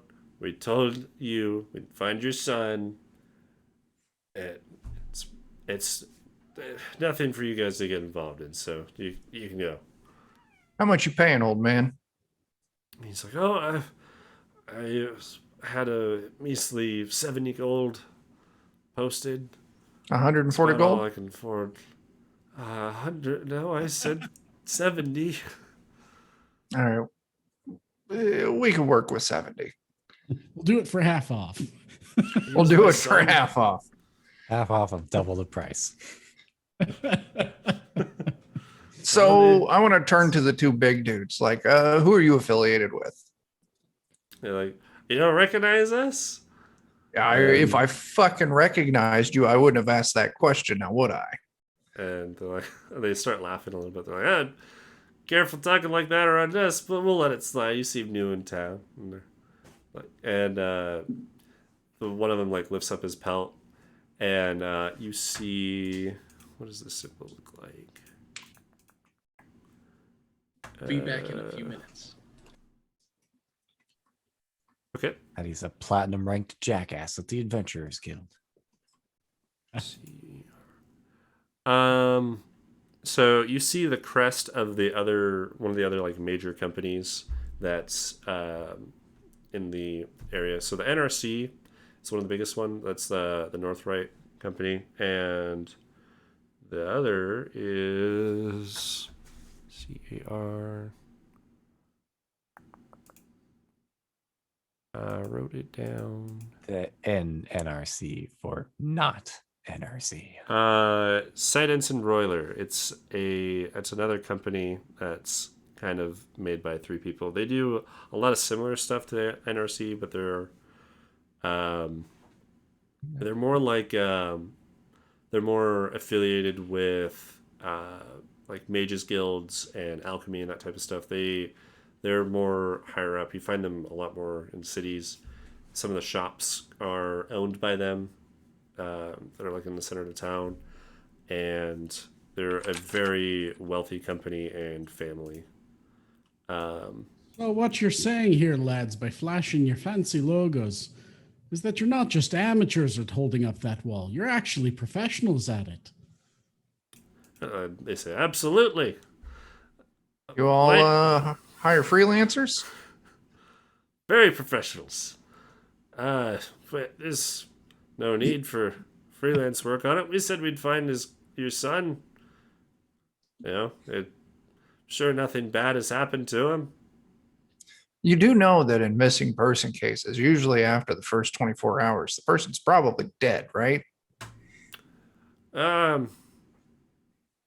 Well, that'd be unfortunate. And they like nudge each other and laugh a little bit.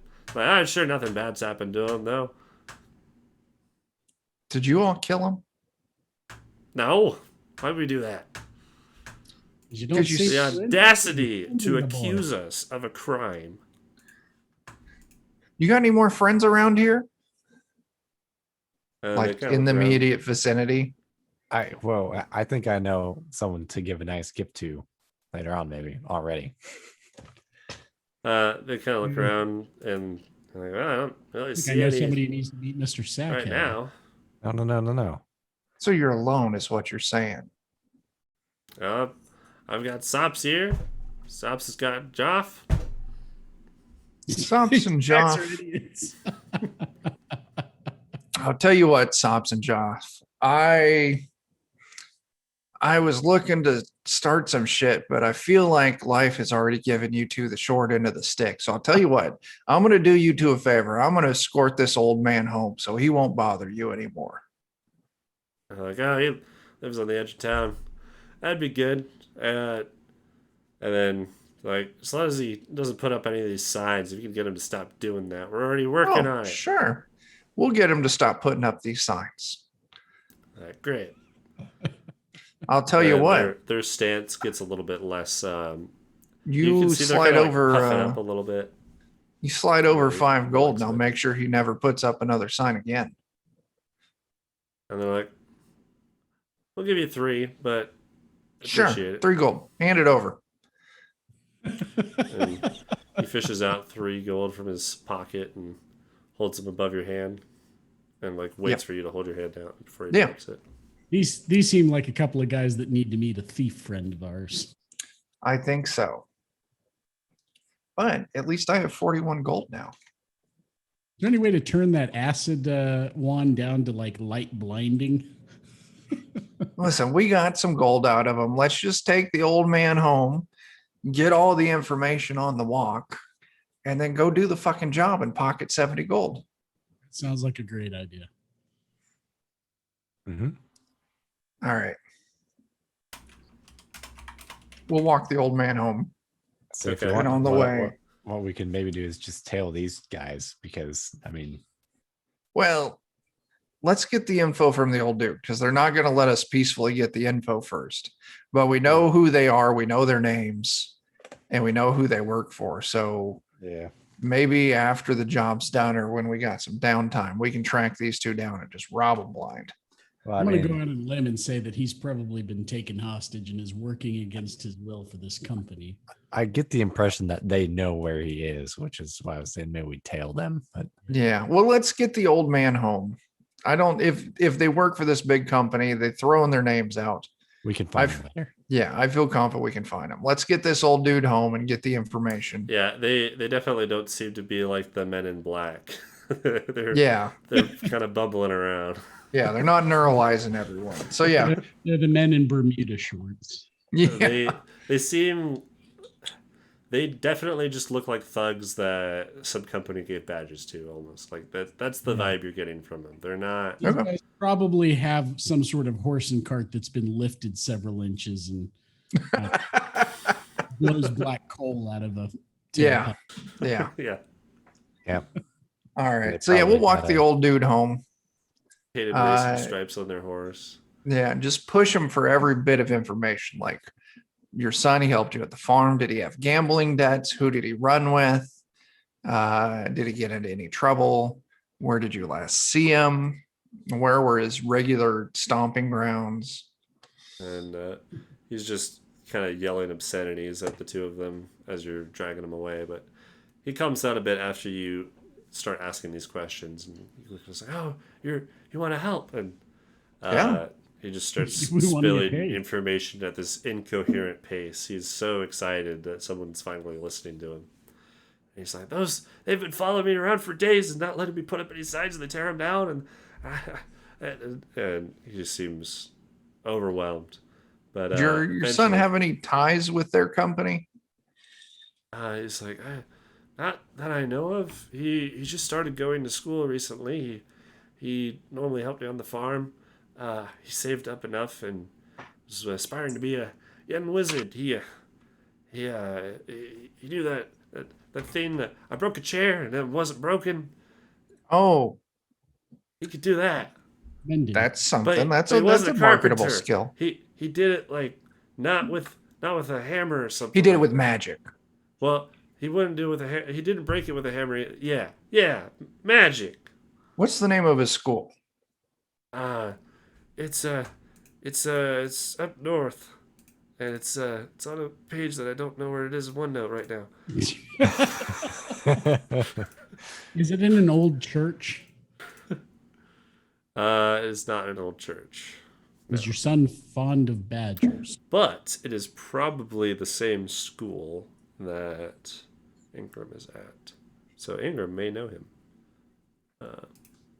or know of him, or know what his school is. Where the heck is it? I hate to ask, but while we're looking for notes and things like that, could we maybe take a quick break? Oh yeah, it is 11. So I will find my notes on that. We're gonna go into our first break here, and don't go anywhere. We'll be back in a few minutes. Goodbye. Don't go. Well, not goodbye. We'll be right back. We'll be right back. Yeah. Yeah. Bye, hello.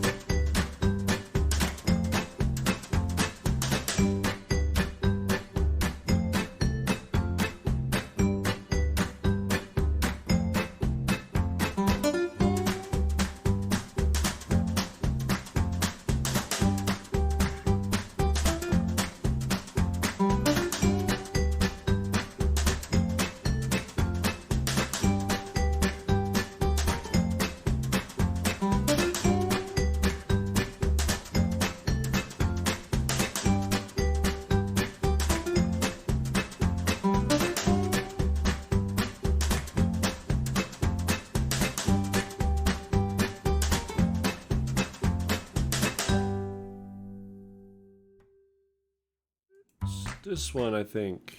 Yeah, we're live. Yeah. We're back. Hey, All right.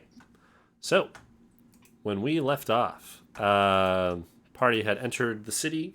They sold all their goods that they had acquired, and through all their adventuring, found their way to Ingram, who was the young arcanist alchemist that lives underneath the library.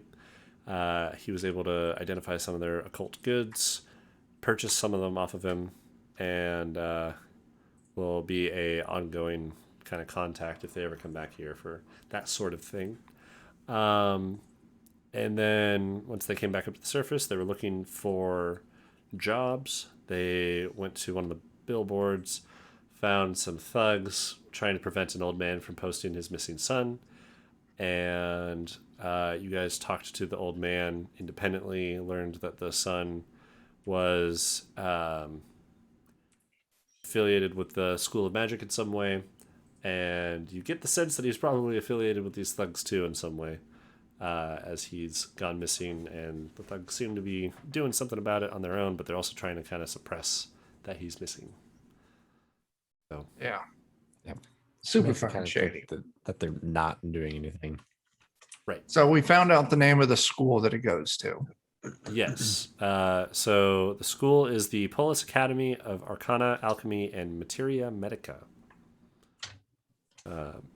So it's kind of the general school in the area. It's very prestigious and well known. Maybe not to like the layman or average folk, but people that live in the city definitely know of it.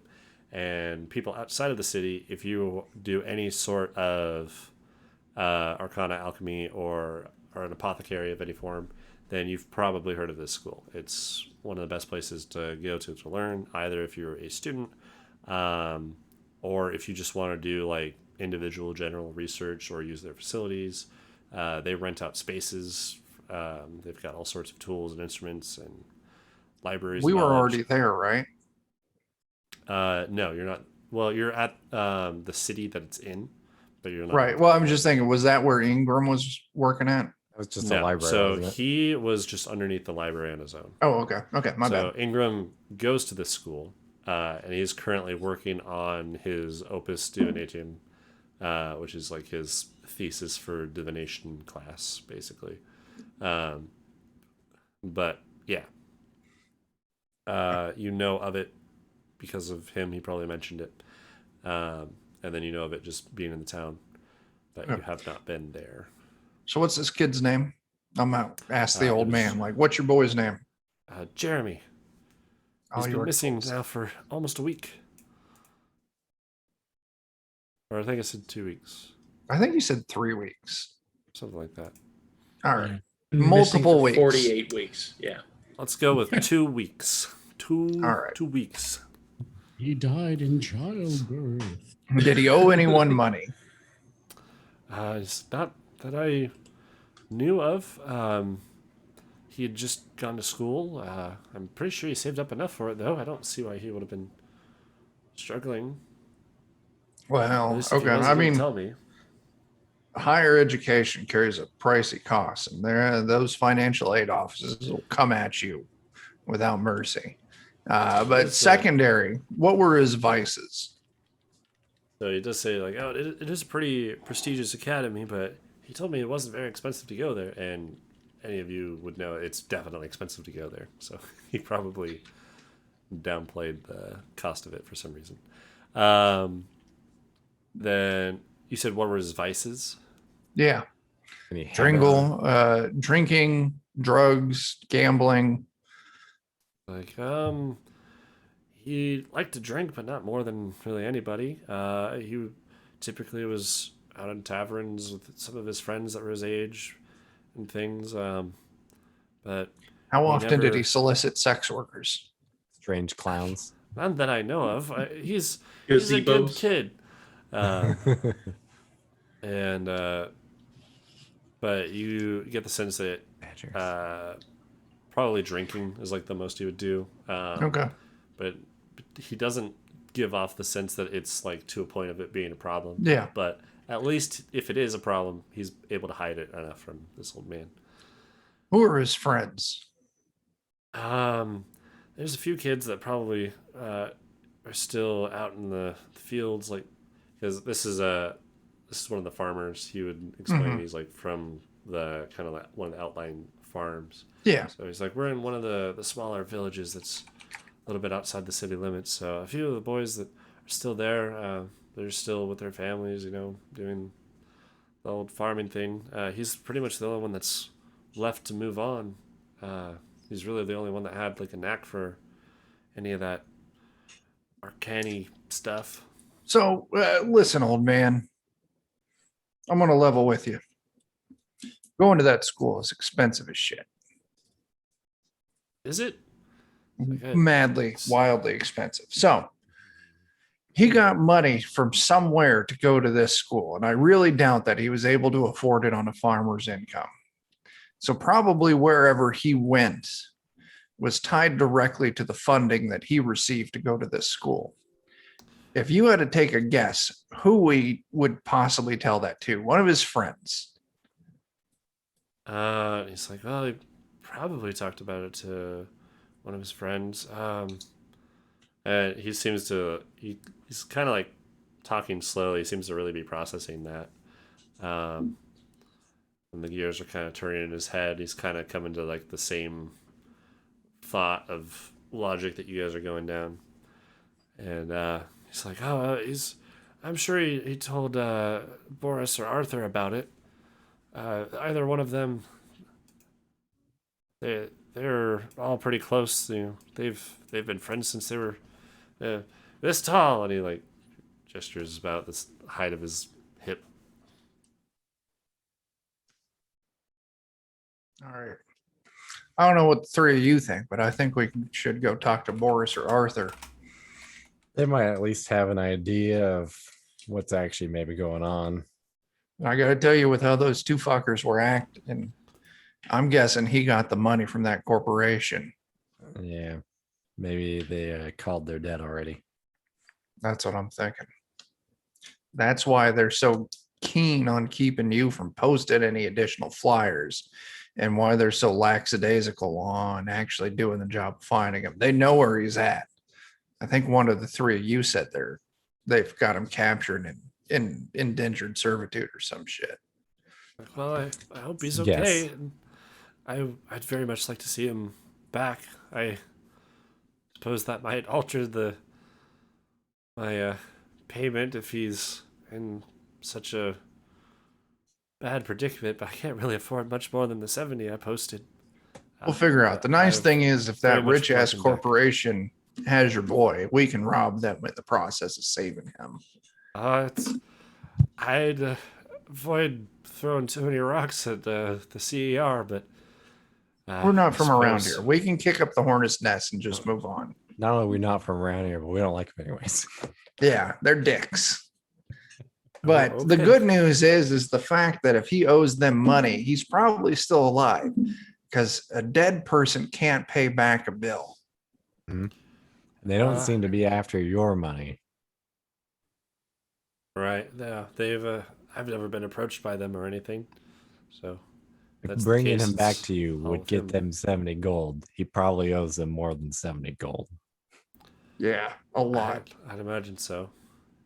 It was a few hundred he had saved up to start his classes. He'd been saving for years, several. He was barely eating sometimes because of that. Well, we can go talk to the bursar's office at the school to see what his enrollment costs were. And that would give us an idea if there's anything sketchy going on there.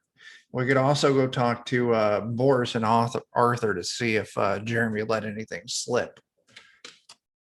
Yeah. Like I'll be over. He gives you like a quick, like summation of where his farm's at. It's pretty close to the main road that you guys took on your way in. One of those side villages on the south end of Yeah. the city. So, like, if you find anything more, please. I suppose if that's what's happened to him, I'll stop posting these flyers. I don't want anyone else to get involved with the CER, Yeah. but You should definitely stop posting those. I will. Just hope he's still okay. We'll find out. He looks very frightened, but seems relieved that you guys are finally taking the case. And he like grabs your hands and thanks each of you, and then hobbles his way back to his farm. And yeah, that's what you've got to go off of. Oh, he does say too that he's like at this point in the day, Arthur and Boris are probably in town. I don't know exactly where they'd be. They probably won't be back until closer to the evening. Back in our little corner of the village. So if you want to talk to them either early tomorrow morning or late tonight, that'd be the best way to catch them. Or if you happen to run into them, if you're very lucky, but I wouldn't count on that.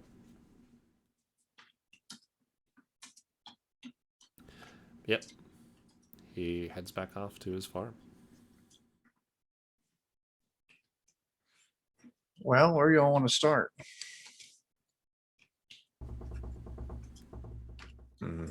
I mean, it seems like his friends are probably going to be the first people to know if he's been, dealing with people to get his money.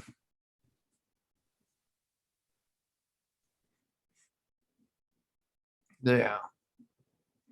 I agree. They're probably maybe even doing the same thing. Yeah. So what does that mean? We wait until the next day to talk to Boris and Arthur? Or we go to the school? Oh, we could go to the it's school and see if probably- they know. It's probably like 2 or 3 at this point. So you still got a lot Well, of time. if we're in town, let's go talk to the school. Yeah, can't hurt. Yeah. Right, Eddie? All right. So off to I'm sure Eddie agrees. Mm-hmm. the Polis Academy of Arcana, Alchemy, and Materia Medica. It's almost visible, not quite from where you guys are in town. There's a bit of like elevation changes. There's some hills and things in the area. But you're easily directed in that direction. And it's not before too long where you guys are able to see like definitely these strange spires that kind of clash on the architecture of the rest of the town. Not so much in the like materials that they're made out of. They definitely seem to be on like the walls, and some of the larger buildings in town all kind of have this weird look to them, this strange aesthetic, as they're constructed with like more reflective materials and more metals than most of the other standard buildings. Like most of the buildings that you come across pretty much anywhere else are just made of stone or wood, or brick, or like thatching and all that type of stuff. But some of the really tall buildings here have all these like weird metallic bits to them. They seem to be constructed out of something totally different. And it's not too long before you start seeing these like spires that kind of resemble the material the walls are made out of. And you see verse 2 and then 4 and then 6 in this kind of like double triangle pattern where there's 3 really tall ones, and then there's like another triangle of 3 kind of closer to the center with this really large building in the center, and it's surrounded with all these fields. You see like there's a lot of gardens and things around this academy. That's probably where like all the Materia Medica apothecary stuff is. So on the outsides, they seem to have like their own gardens and things for all of that. And then you imagine the alchemy and arcanas all within the interior of like the main building. Yeah, you see this. It's fenced off. It's got like a pretty tall wrought iron fence that runs around most of the property. A very nice fence too. It's like you can tell there's a lot of money in this part of town and in this building at the school. Like everything here looks very nice. The the brick and the cobble, like, and the even in the streets and the things around this school are all very well maintained. Hopefully, they don't come throw us out on site. Yeah, see the school. There is like a big gate, but it's open. Like both sides are open. It looks like it's open somewhat to the public. There are some guards from the city that are walking around in the general area. They don't seem like stationed at the gate, but it kind of looks like they've been. It's kind of like one of the areas they patrol, probably. As Knock long it as we off. don't look too suspicious, maybe they won't come throw us out. Right. But you would know too that the school is in general open to the public in some form. Like they do encourage that alchemists and wizards and apothecaries from all over come and share their knowledge there. So they do. They are pretty inviting to people of those professions. Not sure how far you'll make it if you're not a part of any of that. But yeah, you would be aware of that.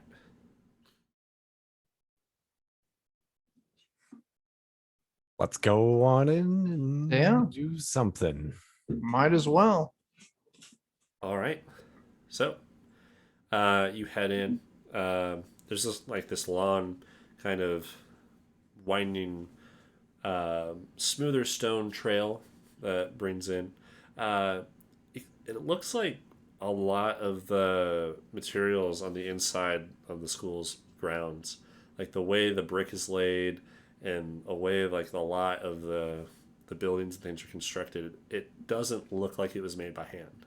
Like you get the sense it was probably some form of like alchemy or magic that just went into the actual construction of the place, because the way the bricks lay into each other, you don't see like any cement or things the way that most of the other construction in the town is. It looks like they dumped a lot of money and a lot of time into making the entire place kind of resemble this arcana feel. But you notice that grounds are very well maintained. You see a few schools of people out, and some of them are just collecting plants. Other ones are just running around in the grounds. You're able to make it pretty close to the main gate, though, or like the main doors before you really encounter anyone. Is there anything you want to do before you head inside, or? I don't think so. Yeah. I don't think we're smart enough to do anything. Sure. At least I'm not. Yeah. I think my intelligence is like a negative stat for me. Give me Oh yeah. one of you Oh, yeah. give me a luck roll. Want me to do that?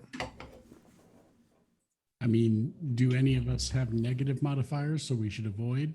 I You have- got it, Dan. I've got a positive modifier. You should go for it then. It's not enough. All right.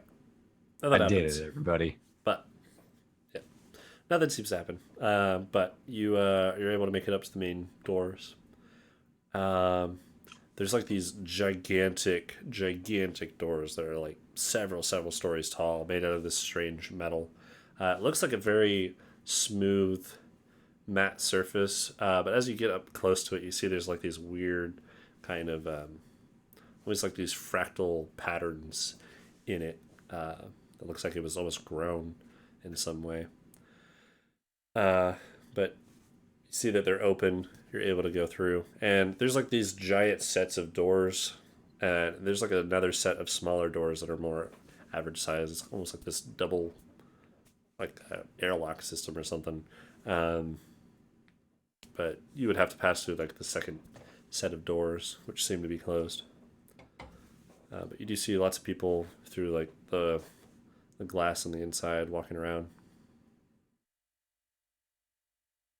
Should we just shout out for somebody to direct us to the nearest dean of apothecaries?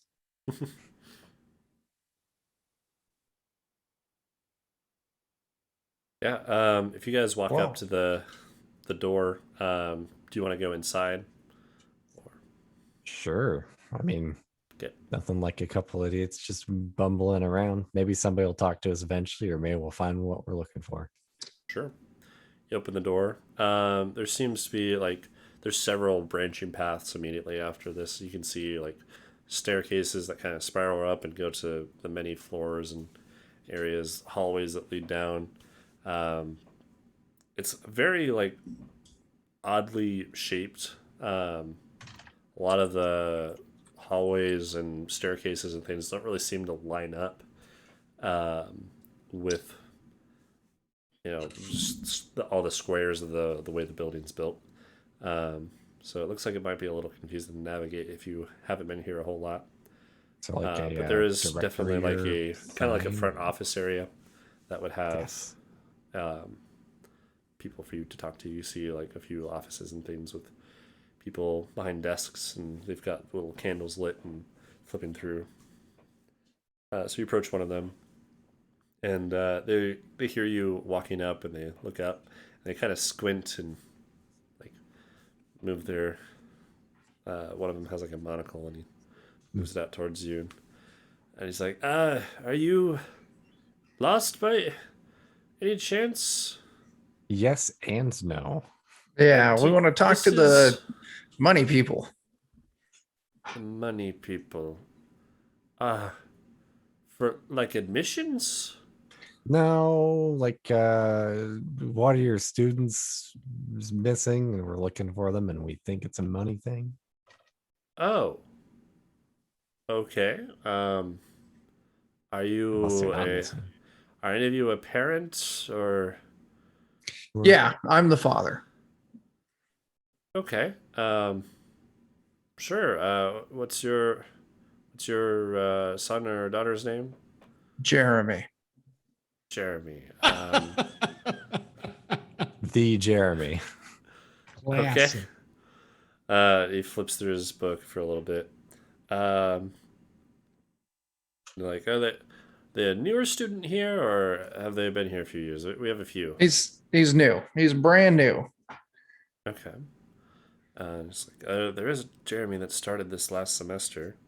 Yeah, we Would gotta you we like gotta to- oh wait, there's an issue with how he paid. One, we need to know where he got the money, and two, we need to know how much he paid. So how did he pay you and how much did he pay you? Well, I'm assuming he worked for it. I don't know where the money came from, but Okay, well he then paid his tuition in full, all 8,000. Oh, fuck. That's not a small amount. Mm. Yeah, he did Yeah. the full first year. You can pay in semester installments, but he did the full So first year. Jeremy. Yeah, He's how did he pay? Was it all gold, like an IOU, maybe a check? He paid in mostly platinum pieces and some gold to supplement, and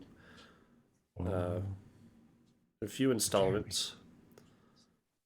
Mhm. But he was half selling paid meth. for his semester right when he started, and he paid the rest of it in the next trips over the first few days that he was attending classes here. Yeah, and he doesn't seem to be like alarmed by this at all. Like this, it's not uncommon. You're getting the feel that people have that much money to attend school here. If they're able to pay up front. Yeah. Jeremy doesn't come from that rich of a family. Yeah, he's broke as fuck. Yeah. I just All point right. Chuck, I'm like, And can you see this man, laddie? There's He- no way the boy had that kind of money. yeah, the admissions or like the guy here with the ledgers is his like confused look has never gone away from his face the entirety of this conversation since he first looked at you guys. He's like, "You said you were his father?" Yeah, don't question it. We live we live a free lifestyle. I don't see much of a resemblance. Not that I remember what he looked like, but feel like I would have. Anyways, well, Do you know if it's like possibly like a partial refund, maybe for like there's semesters not attended? there's not really a refund policy, and I suppose if there were, some sort of circumstances that would prevent you from attending your classes, then we would look to reschedule any of the following semesters or something. But we don't. Okay, so we're already past the typically- drop date for this semester. We don't really have a drop date. It's more of a case by case. He's probably not going to have Yeah, the the rest of his circumstances. life at this point. So Well, I suppose. Don't worry about it. We're good. Lord, thanks for your questions. We're gonna get to moseying. Oh, okay. enjoy that money for his life. I mean, never mind.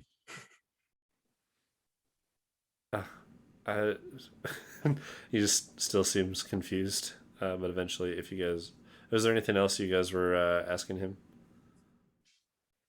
No, I got my answer. He paid $8 grand up front. Yeah. He definitely got that money from someone not Shady. nice. Yeah. We're walking So- away. That poor guy behind the desk is confused as all hell about whether or not he took part in a crime. Yeah. Mm-hmm. He's like, did I just do something illegal? Am I going to prison? I'm too smart for prison. Starts preparing his invisibility spell. Secretly, he's got Whip up his the muscle spells. I his gotta shotgun under the counter. Make his enemies disappear. A wizard shotgun. I bet he'd be popular making toilet wine. Yeah. But yeah, definitely get the impression that he probably didn't save up 8,000 gold from his lifestyle as a farmer. You got the impression too from his father that he was working like a lot and being pretty frugal, but still seems to be a bit of a stretch. Like his father was talking in the hundreds of gold that he had saved. Definitely not in the thousands. Yeah. So Yeah, this isn't even at levels that we can bail him out from. Yeah. And certainly his father's at 70 gold reward. It's not enough. Well, the nice thing is if we can confirm that he's dead, then we can at least get a refund of $4 grand. Oh, maybe. How Yeah, did you they- pull that out of that conversation? Well, if he paid for 2 semesters, $8 grand means each semester is about $4 grand. So they think I'm his dad. I'm like, oh yeah, he's dead as fuck. Please refund me next semester. Then we each pocket $1 grand. They definitely made it seem like that they don't have like a standard policy for that, but he did say that that would be like a case by case discussion. So What do we like? Bring his finger to you or something to prove he's dead? We'll draw a picture of him dead. We'll just haul his corpse in. it sounds like that doesn't happen very often. So off the top of his head, he's like, I don't really know what our procedure for dead kids are. Right. We're probably talking to a guy who's not used to talking to people from a rough and tumble life. Right. He's talking to people that come from very rich families that can pay that much for their kids to go to school here. He doesn't really deal with a lot of, Normal people, right. plebeians like ourselves. Ahoy, Right, so- polloi. Definitely see that this would cost too much for him, though. Yeah. Well, let's go talk with Arthur and Boris. Brian Gumble. Yeah. I think we know the answer, but maybe they can confirm it a little closer. Yeah, or maybe they can direct us that's dead. to where Jeremy actually is. Where he got the money, who he was talking to. Yeah. Then we need to find out where this company's labor camps are. Maybe we bust them out. You mean they're internship hunters? Yeah, I mean, same difference. They're new entry-level hire employment location. camps. Training camps. Yeah. So, yeah, if you guys were wanting to talk to Arthur or Boris, the best place to find them would be either late at night back at the farm or early in the morning, because that's definitely when they're going to be there. Let's find a place to crash for the night and head there in the morning. Okay. So, there are plenty of inns. There's also some time in the day, too, if you guys were wanting to do any shopping of particular things. Because at this point, probably about... It's getting close to closing time on some of the shops. But you still got, like, maybe a good hour or two to browse. Shopping wouldn't be bad, but I'm not sure what to get. I don't have that extended shopping PDF. I think that's online, right? Yeah. You can pull up the just on their BFRPG site. They have like the extended what's it called? There you go, Eddie. That's I'll hardly post it. fighting with the green screen. Yeah, that wasn't epic enough. But Ow. I posted it in There we go. our Discord, the PDF that I'm going off of for equipment. nice. Okay. And you can. This city is big enough that you can find pretty much anything that's listed here. And if it's not in stock, they could get it.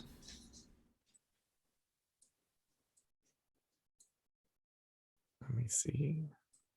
I don't remember what kind of armor I have. I'm definitely going straight to the siege engines. Yeah. That's what a halfling needs, right? We Right. show up. Drive a tank through the goddamn living Yeah, room. we show Excuse up me, in this but do you know company. Jeremy? I got chainmail. I need to look at better. We're looking armor. for Jeremy. Knock on their door. They come out. There's a siege tower. You're like, my name's Jeff.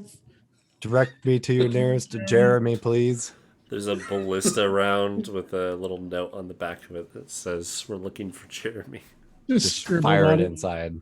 Please Yeah. send out one Jeremy. Yeah, Joe, I want to buy. I'll have to dip into the party funds.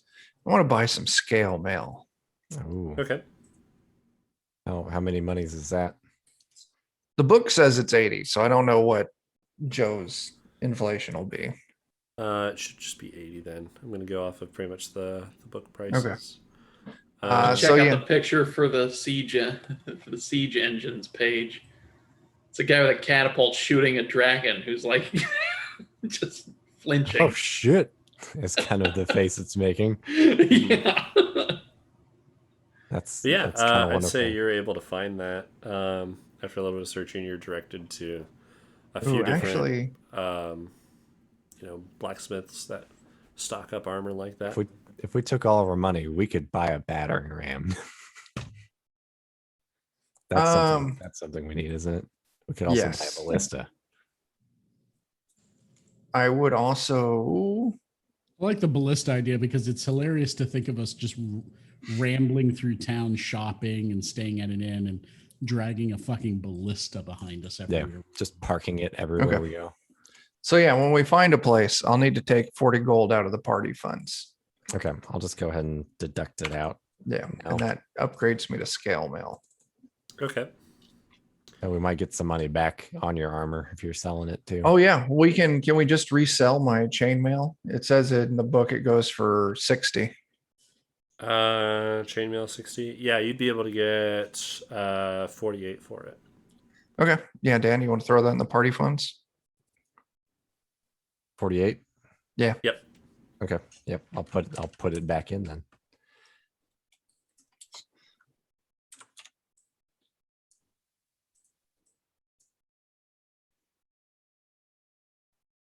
All right.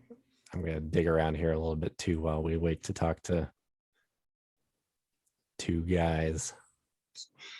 I don't really have anything else that I need to buy. The system doesn't really have magical items. That's kind of where I was stuck at Yeah. too. It's like, So, Joe, when are you converting us over to Pathfinder 2? That would be a different campaign. Oh, just hard swap next session's PF2.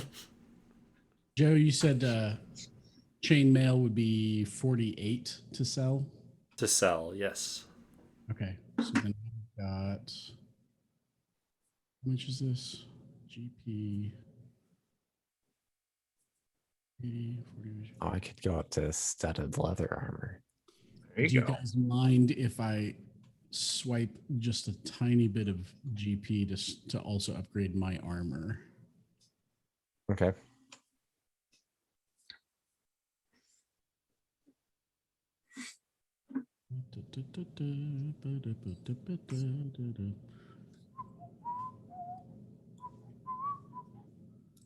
I'm not going to take the full cost of it, but Well, and if you sell off your old armor as well, Yeah. yeah, that'll, because it's 80 to purchase scale. It looks like. well, shit, You I should have see- just taken your scale mail and we could have sold off my chain mail and you could have then bought whatever you're getting. Well, he Well, I'm had buying- chain as well. I had chain as well. I'm buying. Oh, okay. Yeah. You So it both would had cost- chain and were selling for scale. What's So- It's 32 gold difference Yeah, it's 32 difference. to go from chain to scale.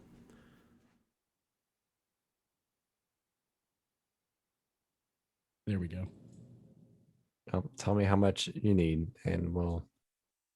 I just took 22 out. Oh, okay, you already took it out. Yeah, I just took 22 out.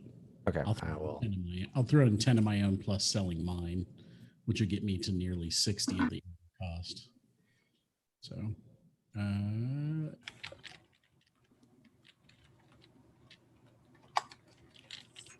scale, which is 16 instead of 15.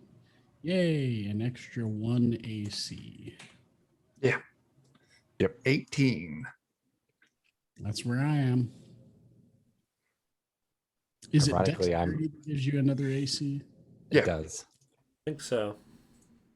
That's where I was. Yeah, 'cause it I've got should. shield, I've got I don't see anything about like a max. Ironically, I have 17 AC because I have such high dexterity. Oh, nice. Damn. Oh, yeah. I have a I plus. don't 3 see anything about modifier. like a max dex bonus either. So It's 3, I think. 3. Yeah, I mean dexterity only goes up to 18. Right. Okay, there we go. This character is basically god awful at everything else, but their dex is maxed out. Sure. 6 strength, 7 intelligence, 9 wisdom, 8 charisma. Yeah. All right. All right. Anything else? you Yeah, I guys don't want to looking buy for? anything else. No, just Okay. got some armor upgrade. I'm good with that. There may be people like if you ask around for magic items, there are a few people that are like, oh, there's not very many of them, but there are some available somewhere in the city. And there's like a few vendors that are like, every vendor probably has one or two things maybe to look for them. Some have more. Max items would definitely be the jam that I'm after. Mhm. So I basically have all the equipment I could ever possibly want already. Yeah. All right. So you guys are looking for an inn. Yes. We need a place to sleep and we need dinner. Yeah, that's Four whole chickens and a beer. what inn can we find that has the best chickens, the best rotisserie chickens, and the best beer? And my friends will All have some right. dry wet toast. So you ask around. In Elwood, shit, the Blues Brothers. You ask around for that, and you get a few different answers, but the most common answer is definitely the Higgs Inn. I So, can do it. seems to be the place to You go. want this It's Higgs kind Inn? of on the not quite all the way out on the edge by the wall, but like a little bit further in. Um, so it's still within the city limits, which means it might be like it tends to be a little bit more expensive if you stay inside the city walls versus if you stay outside in more like the cheaper part of town. But that would require like crossing the river to go back out. So that's up to you. Like the part of the town that you guys are in, no one's really talking about out past the wall. They're all saying like, "Oh, Higgs Inn, best place for what you're asking for in the walls." The chicken there, would you say it's above average? Yeah, it's pretty good. There's a lot of people that go there for just for the food. Fantastic. So That's where I've heard of it. Take You get that a lot. It's like people that have been there to eat. So.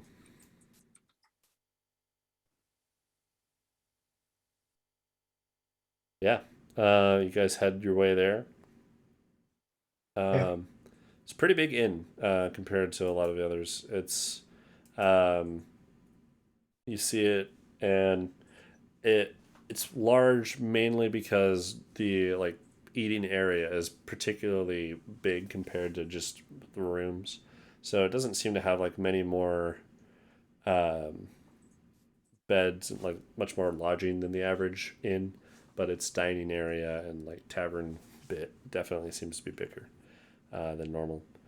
When you go inside, there's plenty of tables. There's like a big kind of stage in the corner that's definitely set up for like barding or any type of event or thing like there. There's a large bar that kind of wraps along the back wall almost the whole way, and it's full of life. Tons of people. Most of them really don't even take notice to the door opening. Like it's pretty loud in here. But there is like a bit of a jingle of a bell as you open that door, and the perks the barkeeper's ear, and they kind of wave you over once you enter.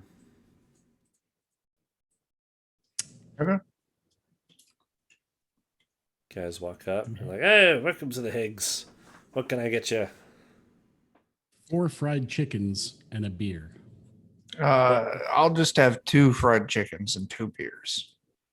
Will it be 2 chickens or 4 chickens? 6 altogether.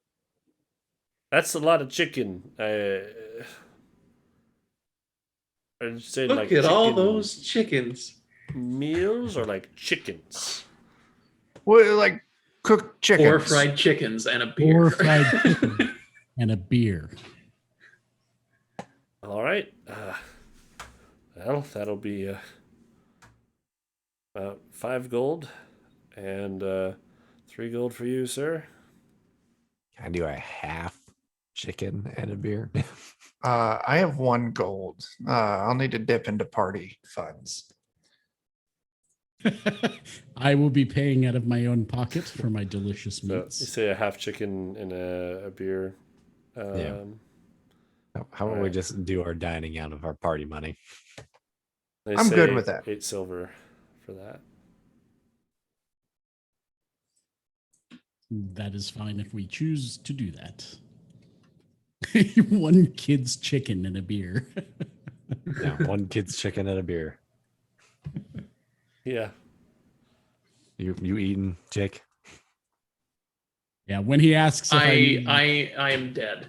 So Oh, that's You're right. dead? We have no Jake right now. You Yeah. didn't bring in a backup character, or are you not wanting to? Killed right all now? of them. I was expecting to be resurrected. Oh shit! I forgot all about that, man. That's why you aren't Yes. doing anything tonight. Yeah. Waiting for I Jake. totally forgot about that too. I thought you had What's- like someone. I thought yes. I'm Shit, I sorry. did, but I was expecting resurrection, so I didn't Yes, know to dust him off. there are Everything definitely makes resurrection sense, services yeah. in town. Let's immediately forget that we did all You that. know Jake, what? I am sorry. You know what? That makes a lot of sense now because just a couple minutes ago, Jake was like, I'll just be in the cart stinking the place up. And I was like, that's a weird thing to do. I, for some reason, thought you were playing I'm another sorry. character until we resurrected you. Oops. I forgot about the resurrection thing. So Yeah. we've been hauling around Jake's cadaver while shopping and Just a looking pair at of his sunglasses kid, on him. now eating chicken. Yeah. Just we'll Did you like retcon that anything, you- Bernie? Oh, boombox. Actually, I do kind of find it funny that you guys like stopped for the day, went to eat, and you're getting all this meat. You're like, "Oh fuck, Jake's still dead in the cart." Can you wrap up these chickens for me? You get these to go. What time Yeah. does the church close? They're like, "Oh, this should Yeah. still be open." Let's go resurrect Jake real quick. Gosh. Oh no. Damn, I completely spaced that, Jake. If I would have remembered, that would have been our first. God damn. Should have slapped us around a bit more. We'll with your dead- retcon dead that you were hands, able to buy Jake. equipment, even though I was it's- just assuming that like all the company men kind of like wheeled the cart with my body to the church with all the other guys. Oh said yeah, they wouldn't no. do So they that have for us. their own thing. I thought you had another character handy. No, I think it's No, I've got two. I just didn't know I was supposed to be using them. I remember them telling us that Oh, do we're you? on our own. Okay, yeah. Well, it was whenever like your primary dies, you can just throw the next one in. Okay. I wasn't Anyway. sure if you wanted Jesus. like. Do if you want to did play your next one, or do you want us to go get you rezzed? You have enough gold Well, to get rezzed. If I get rezzed, I'm gonna have to get the book back, so that could cause problems. Yeah, we sold that. hmm Do you have to get the book back? Because maybe we lost it. Well, he was promised a lot of really neat things if he gets the book back. If he gets to keep the book. It's up Let's to you, just lie Jake. to him. I am totally cool taking on a quest of stealing the book back from that wizard. Mm-hmm. Sure. Let's steal some. Let's. I want to see him get killed again. It Or won't. let's It just won't lie take to long.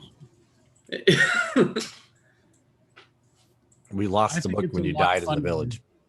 Joe, I think it's a lot funnier if Jake was brought back on the same cart as the rest of the company men, and that's why we forgot about him. It's because we're not actually hauling him around.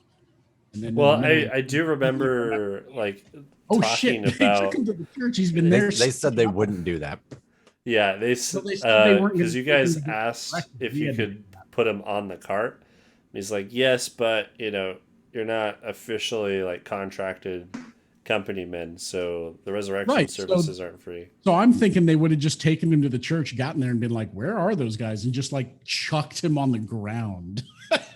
They went Yeah. somewhere completely different, Well, though, didn't they? We're gonna get to they the would church, have. It's gonna be like small children, like poking him with sticks and like pulling his arms around, and Like a parent Could comes up, be, just kind but of that'd grabs be their arm. No, that'd be get in away your from him. guys' cart because they would have tossed him to you guys before you split paths. 'Cause they didn't want the extra body. We have been just weekend at Bernie's the whole day. I say we lied to him about the book. the guy asks Yeah. us, like, "Did any of you touch this book?" We look over at the dead body in the cart, like, maybe. No. He did, but that doesn't matter. I mean, we told him he died. Yeah. And You he lift touched his Yeah, you arm told up. him he died, and then he said if you ever do resurrect him, he would very much like to talk to him because Yeah. he thinks some interesting things.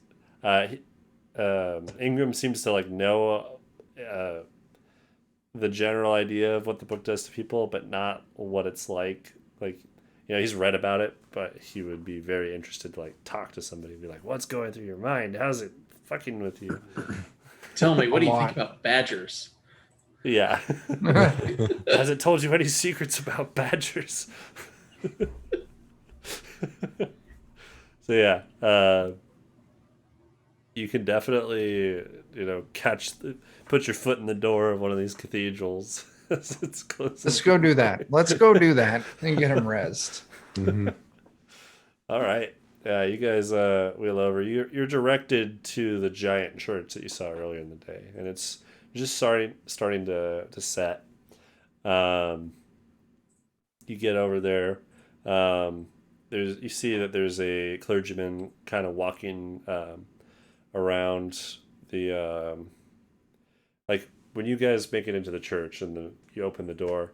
You see that there's like the priest, you assume, in his more like mundane looking kind of robes. He's got a really really long like metal poker thing with a fire on the end of it, and he's just going around the church like, lighting candles in all these really high places. We should definitely like bust in there acting like it's emergency with our chickens and beer in hand. Talking with full mouths, like, can you can you resurrect our friend? This is an emergency. I need a toothpick. Oh, God. Oh, our friend's dead. Yeah. So We need a you bust resurrection and in. a lot of napkins. Do you leave the body in the cart or do you like have the body in your hands? Oh, We I have would the like- body. We've been Okay. toting it around in a backpack. We Yeah. got used to the smell. We're ready to like Right. throw it at the Folded nearest in priest. half. I like the thought too that you dragged this corpse onto the campus of the college. Yeah, Jeremy's not the only dead body they got to deal with now. Like I said, we've just been hauling this stinking cart with a cadaver on it everywhere we go all It's day. great. We're getting Yeah. it with Fine. No, so you roll in and like well, it's a little late in the day, but I guess I haven't officially closed up shop yet. So you've got a That's friend great. that's So you're like, can you please revive our friend? He was murdered, like senselessly. Oh, sorry, we closed 5 minutes ago. yeah, Yeah. right. But he's Can you like, bring no, it back tomorrow? No, it'll be too So we'll Sorry be to- closed. We closed on Saturday. You'll have to come back the next day. Welcome to By church the stop. smell of things, he won't be the same. yeah, our seasonal hours are a little weird around here. So, but no, he's like it's a little late in the day, but that's fine. Sorry to hear that your friend has passed, but we definitely have services to bring him back with us. Our Lord is very forgiving on such matters, and he will see the light again. And I'm he going puts down to his poker stop thing. eating my chicken long enough to ask with a bit of a snicker. Is there any way, lad, that you can put him in a coffin before you bring him back? I just think it'll be funny. It's like, that is amusing. I don't really have an empty one at the moment. I suppose if you guys did, but Oh, it doesn't have to be empty then. I was going to say, good. oh, I really must have been some friend. Yeah. Bit of light razzing is all. Well, does take a moment for them to wake up. Typically, you perform the. I can only Resurrection imagine how and- uncomfortable he's feeling right now. It's like I'm not saying it's okay that I'm going to res him, but I lean in I and will I hand say it takes a few minutes for him to wake up once he has been rest. So do with him what you will. I'm gonna lean in and I'm gonna hand him 20 silver pieces and just say, I'm not hearing a no there. Your offering is much appreciated by the church, and Sacred I'll see what I can prankstery. do. So he pockets the silver and winks, and he goes over to the altar and starts clearing it off. It was already like you could see the chalices and things that were normally on it have already been taken off. It looks like he was kind of winding down for the day, and there was like this white cloth that was draped over it, but he takes that and rolls it up and does his whole thing with that. Jake, you're Um, budget revival. And then from underneath the altar, he fishes out this like gray kind of silky cloth. It's got all sorts of these religious symbols and things over it. And then he spreads that over this altar. Takes a few candles back out.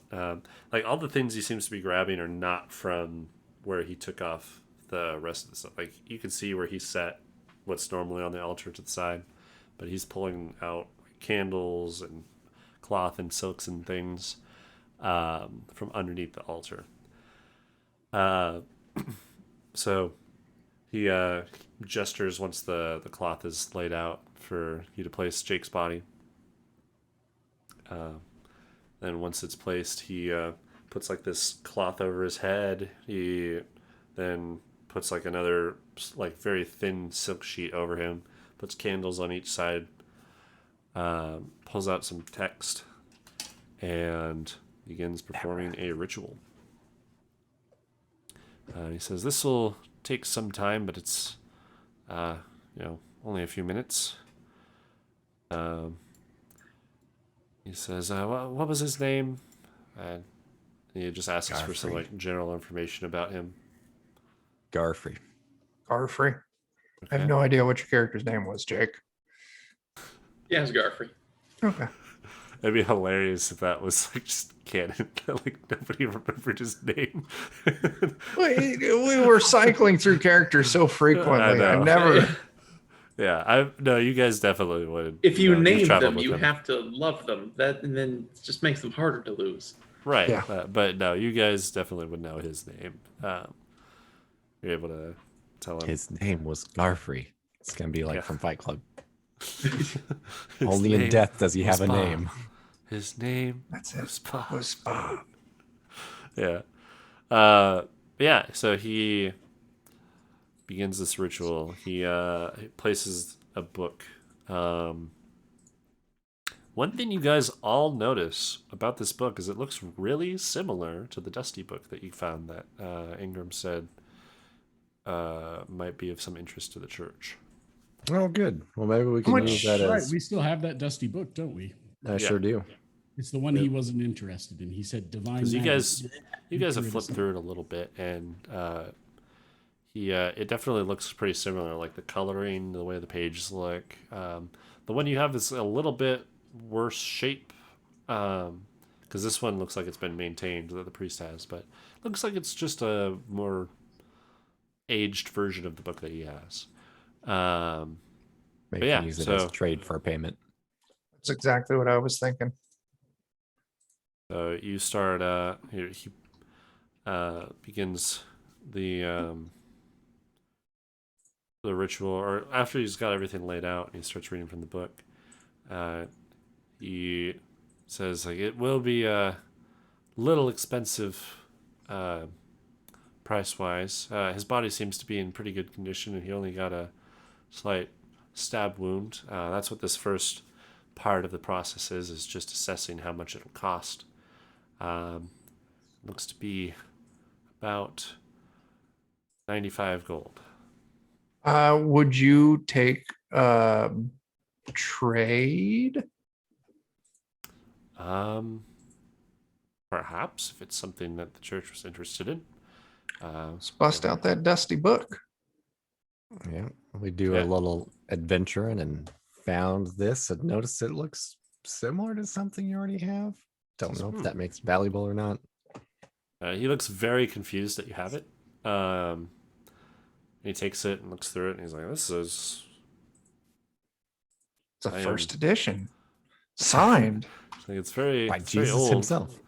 It's not in great Signed in the condition, blood but of it's the guy definitely who not drank beyond the blood. repair. There aren't very many of these texts. Great. How but much?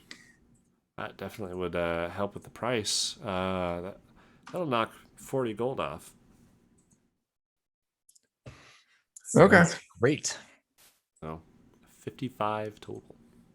All right. Yeah. I will Bring deduct it back from our G8. funds.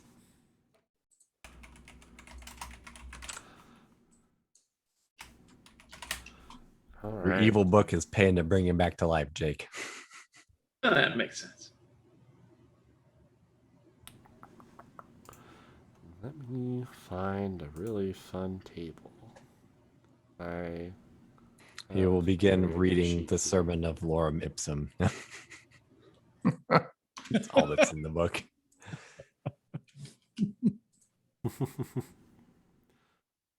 But yeah, so he knocks it off. He continues the this ritual here.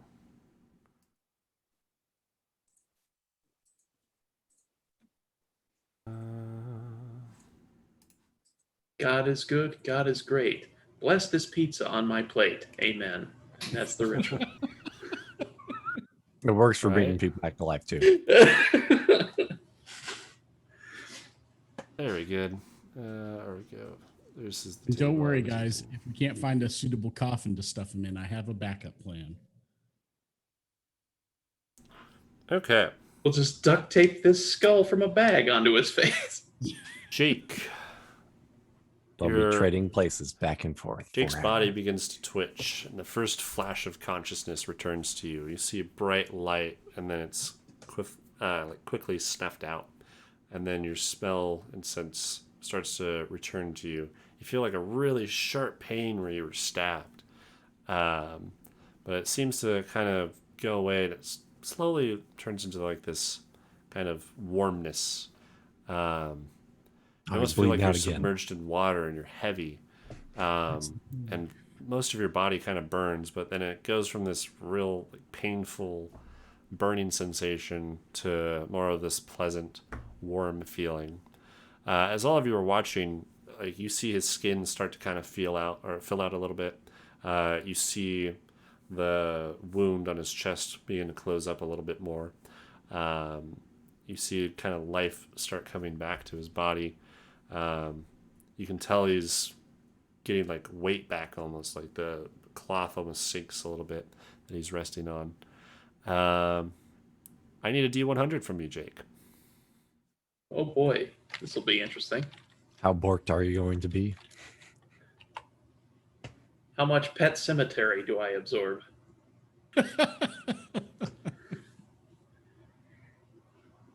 He Give comes me back a and he's like, D12. the only thing. Jake, do you feel any different? Well, I didn't like celery before, but now I do. He needs to Okay. tell us his name when he gets up first. So, all your senses come back to you, and you sit up. Everyone sees him he jolts a little bit back to life, and you hear him inhale really quickly as he sits up, and the cloth falls back from his face, and his ears are huge, like No, Joe. much bigger than you Joe. remember. Remember, I was going to move him while he was coming to. Oh, right. Were there any coffins nearby I could stuff him in? Yeah, there would be. Then I put him in a coffin and loosely lowered the lid. Okay. I'll slam So yeah, into the lid. this process of him waking up does take a while. So because it's like a very slow process of once he completes the ritual, he stops chanting. He just kind of starts repeating this prayer, but that's more just for it's not part of the ritual. It's just Firing for kind effect. of like a good luck thing. But yeah, so you start moving the body. Jake, give me another D100. As you're boy. pulled off of the altar before you're fully resurrected. Ooh. That's a fun one. Okay. Jake. You regain consciousness. You same thing. Get all your senses back. You feel this warmness. It starts fading. You just feel like this nice kind of tingly feeling in your body. You feel great. But you're not breathing, and this realization hits you, and you quickly inhale, and you sit up as if like you're trying to break out of a dream, and you immediately hit your head onto some hard surface. Seems to be above you. You start flailing around. You feel like you've got like a blanket over you, and you kind of start tugging, pulling. Your arm, like, you feel very constrained, and there's like this hard object underneath you as well. But after you kind of like hit your fist above whatever is above you while you're flailing, you see like a crack of light kind of peek in and then go away. It feels like there's like a lid above you or something, like a door. Wait. No, wait. Damn it, I'm not dead yet. Get me out of here.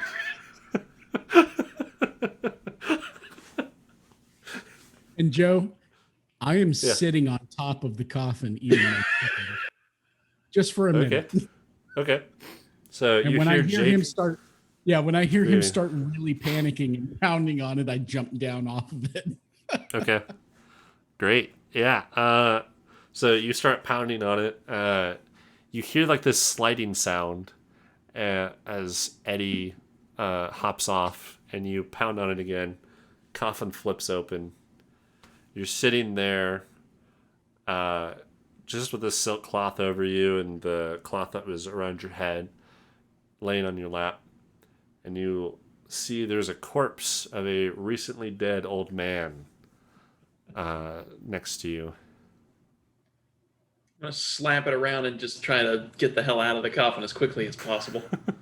No actual dexterity employed here, just climbing out. So all of you notice as he's flailing around, his ears are bigger than you remember. Much bigger than you remember. They're not like Dumbo size, but they're like, significantly larger than a normal person's ears. Yeah, we Hard just to get a good hide. knife. We can clean that up. We can trim them back a little bit. Yeah, that's not a problem. It's like every part of the anatomy. It's not just like the lobe is bigger. It's like the whole is bigger. Like all of it. Maybe we It just just need to get looks you a like it was fancy scaled hat. up in size. Oh, you're going to have to work hard to keep water out of there if we get in a lake or something. Can you hear better? The fuck are you talking about? Oh, Yeah, it's all whisper. right. Come with me, laddie. We'll get you some chicken. I'm just in gonna the whisper. air and Your ears watch look out. stupid. Hey, I heard that.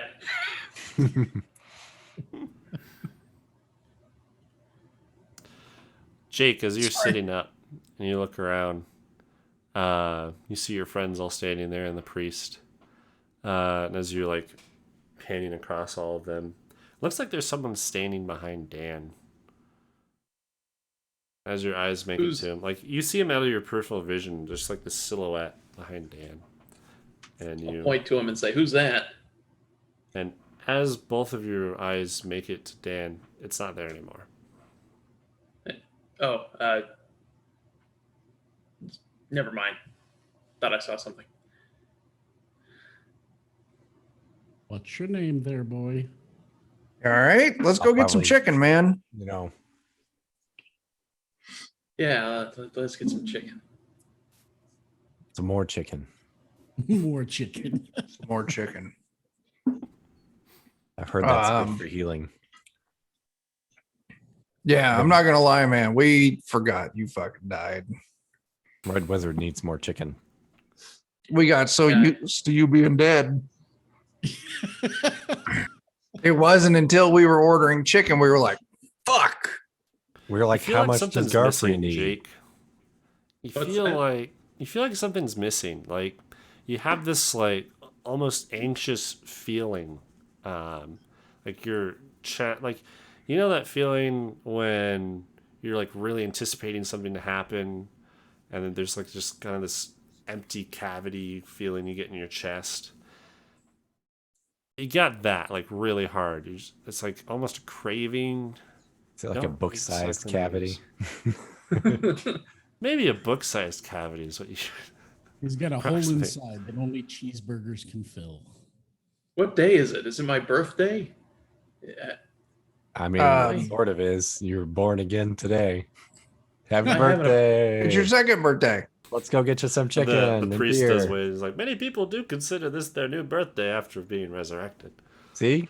Do I I thought get I a was making cake? that up, but I'll buy you a cake, man. I'll tell you what. I'll buy you a damn cake.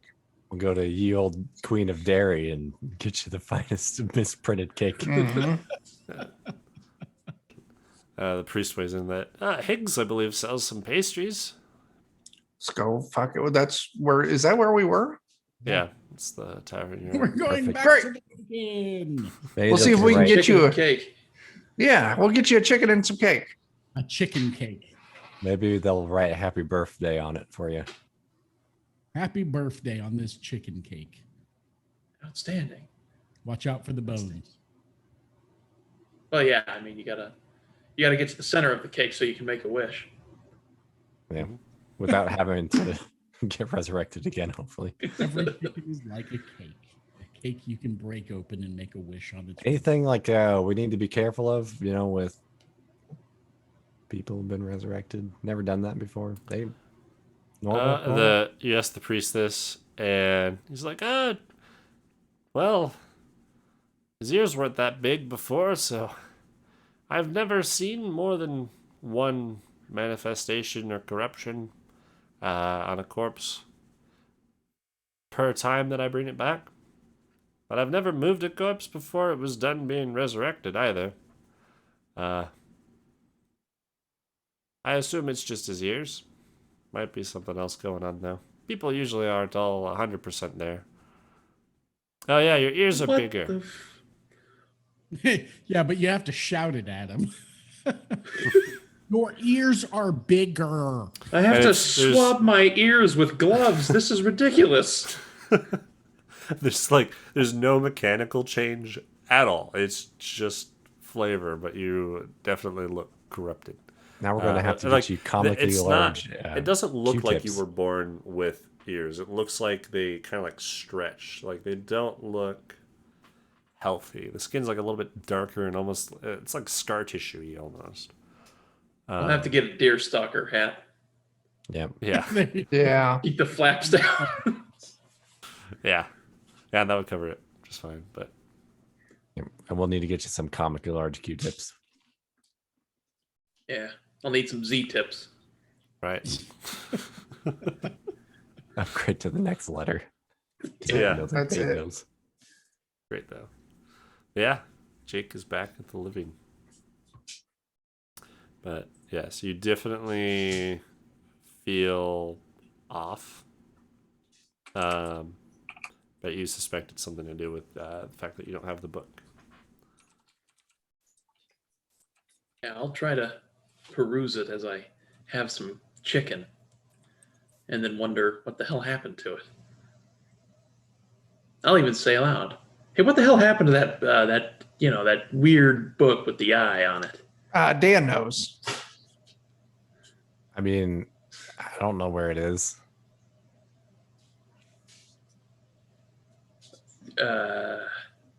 Because I had it when I got stabbed. Uh-huh. Um, It was a while before we got to your stabbed body. okay, all right. Because I was starting to get somewhere with how that thing worked, and ancient secrets and Yeah. stuff. Didn't we all agree to not touch the book? Well, I'd already touched it, so I just kind of figured, and I worked out that thing with the blinking eye, yes, no, sort of thing. So, Yeah. Did you? Is that news to us? Well, I mean, When he was doing No. it. when I first Talk to it. examined it, I managed to convince it to blink at me for confirmation. But Yeah. so I was just wondering if maybe I could do a little more research on it, see how much it was worth. Yeah. I don't know if it's Well, yeah, anything how like much this is it? dagger. Never mind. It was worth what, about 90? I think. 75. Oh, we're not there, right? At the church anymore. No. Oh, it's You guys- anything like I'm that assuming you're dagger on we the way found. back. It's hot garbage. Yeah. Yeah.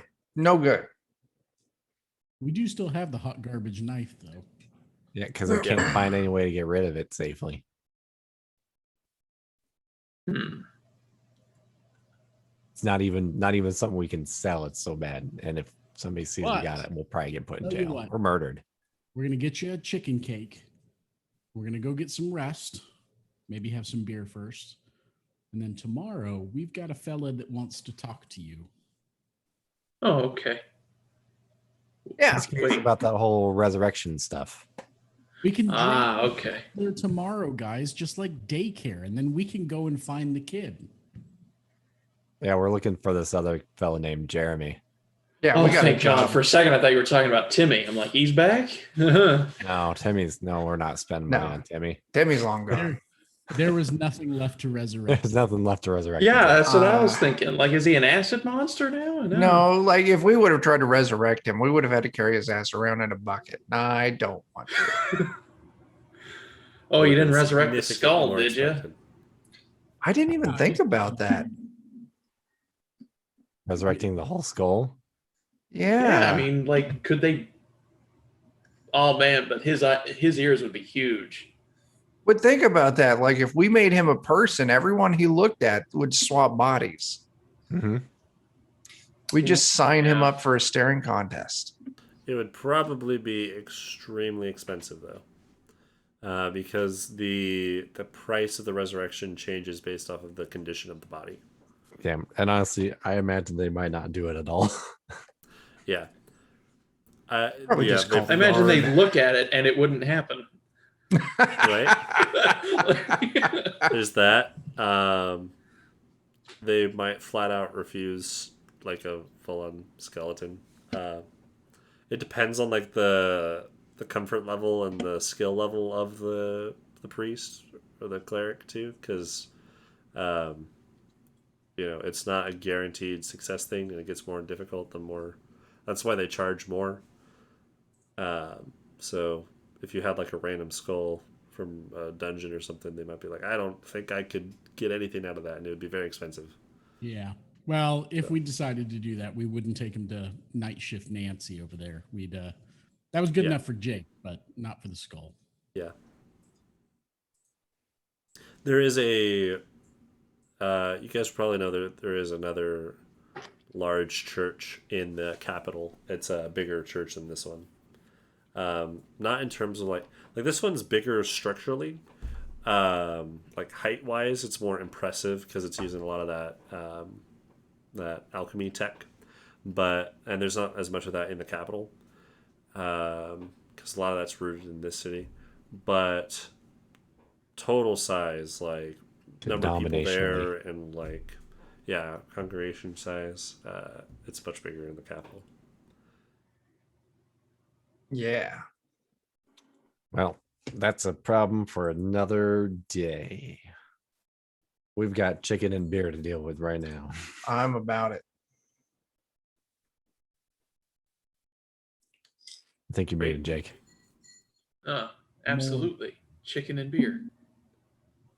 Let's go get some chicken and beer. Yeah. You guys head back to the tavern, Higgs. Still party raging on. And barkeep recognizes you guys and waves you back over and like, oh, you brought a friend with you. Yeah, we forgot them for a while. Yeah. They're hungry. Yep. You are very hungry. And it's their birthday today.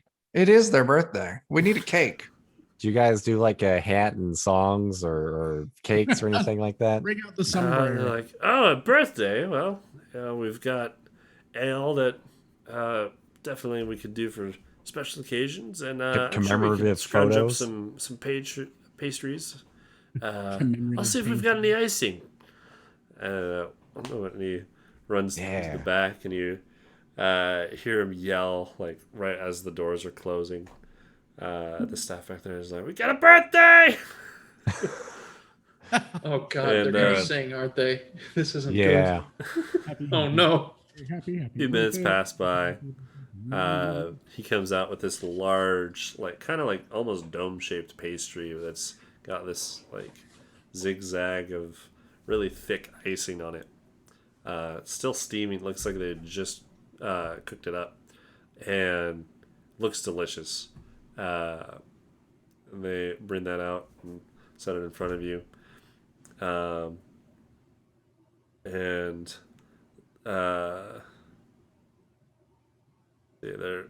they're you made it clear that he's a part of your party, so they're just throwing it on the tab for you guys. And as he's like serving it to you guys, like, so you staying the night here? That as well. Yes. And for what it's Fantastic. worth, I've already reduced our first round of food buying out already. So if you can just start from pastry forwards, that'll. Okay. So with the pastry and the drinks for Jake factored in, it's going to be another 3 gold. All right. Consider it done. Sweet. He's like, how long are you guys planning on staying here? I don't In a know. week? Or just a few nights? You know what? If we prepay a week, then that gives us time to fuck around a bit. Yeah, It's let's cheaper that way. start. Let's start with a week, because I mean, our job's not leaving for a little while here, so we're kind of just doing odd jobs in the meantime. Yeah. Yep. It's either 2 gold a night or 8 gold for a week Let's go ahead and hit that 8 gold. per room. Fuck. How How many many people- beds are in a room? He looks at you and he's like, oh, there's only 4 of us. Probably fit in our biggest room. What if you slept on the floor? Oh, fuck that. Dan and I are only half size though, so Yeah. Don't worry. Um, I got this one. I got this one. Okay. I'll let you. Like, yeah, I probably would recommend 2 rooms for each of you, so be 16 gold total. Hell, I'll make it for the party of you. If you're both staying a week, I'll make it 15 gold. Oh, excellent. Nice. We'll take it out of the party inventory, Jake. All right. Got to use your book money for something. Yeah, I should buy a book. He doesn't need to know.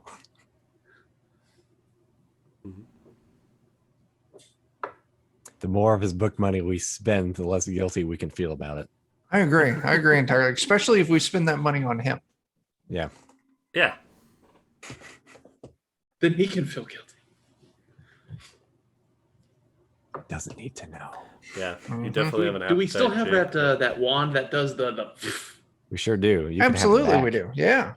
absolutely. All right. 'Cause It actually feels I don't know if like you guys it's- saw it. I killed a guy with it. It was It great. was badass. It actually it feels like it's picked up some more energy. So Yeah, you would notice it that being a magic user, you can definitely tell it's Feels a little retained its spicier today. charges or regained its charges.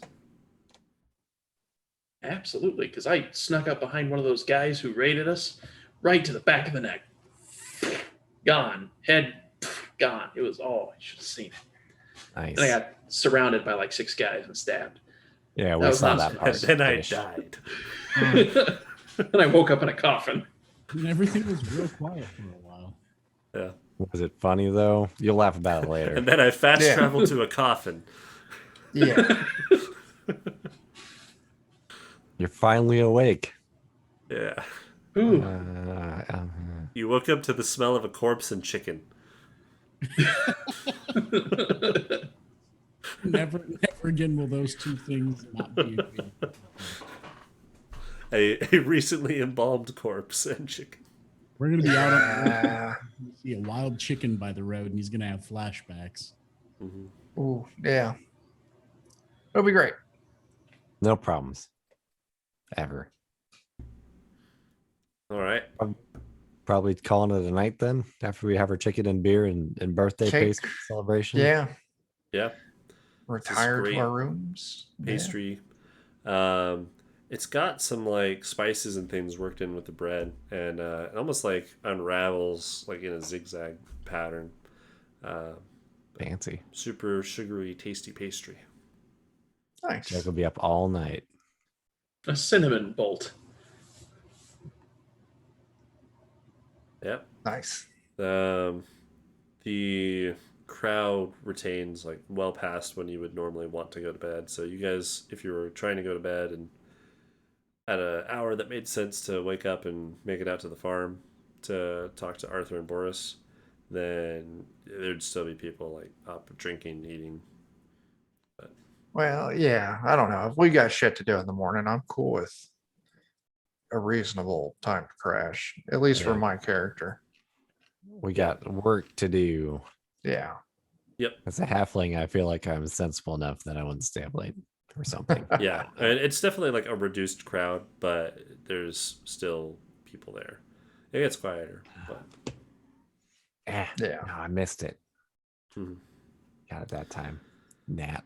But yeah. Little You guys bastard. go to sleep, each in your beds. Jake, your anxiety and this craving is just like steadily increasing. Feel like something's missing. And as you're thinking about that and you're kind of drifting off to sleep, kind of rolling around back and forth, every so often when you close your eyes, you get this vivid space that populates your head. And you see almost in like it feels like you're looking through the eyes of something else, because the perspective you see like this stone pillars all around you, and they all seem to be like curved. There's like this low ceiling. You can almost smell like chemicals, and you're squeaking and scurrying like off in one of the corners. And you just get this like vision. It seems like it's repeating itself, but every so often when you get it again, like every few minutes, you just get like this quick flash of it. The squeaking's differently, and you occasionally like hear the voice of a man that's kind of muffled.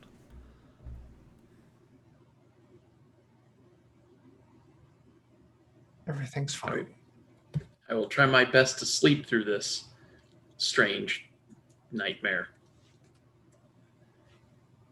Man. Goodbye, money.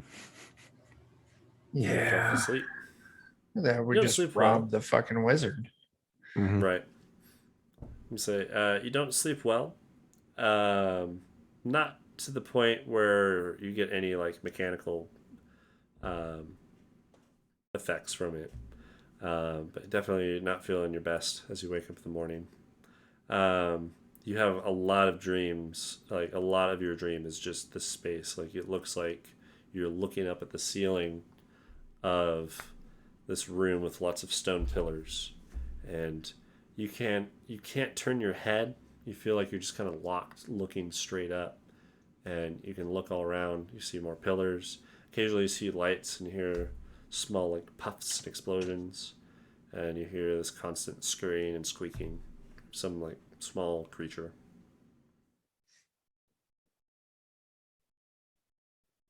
Right as you wake up, too, each of you, it's normal morning, getting out of your bed.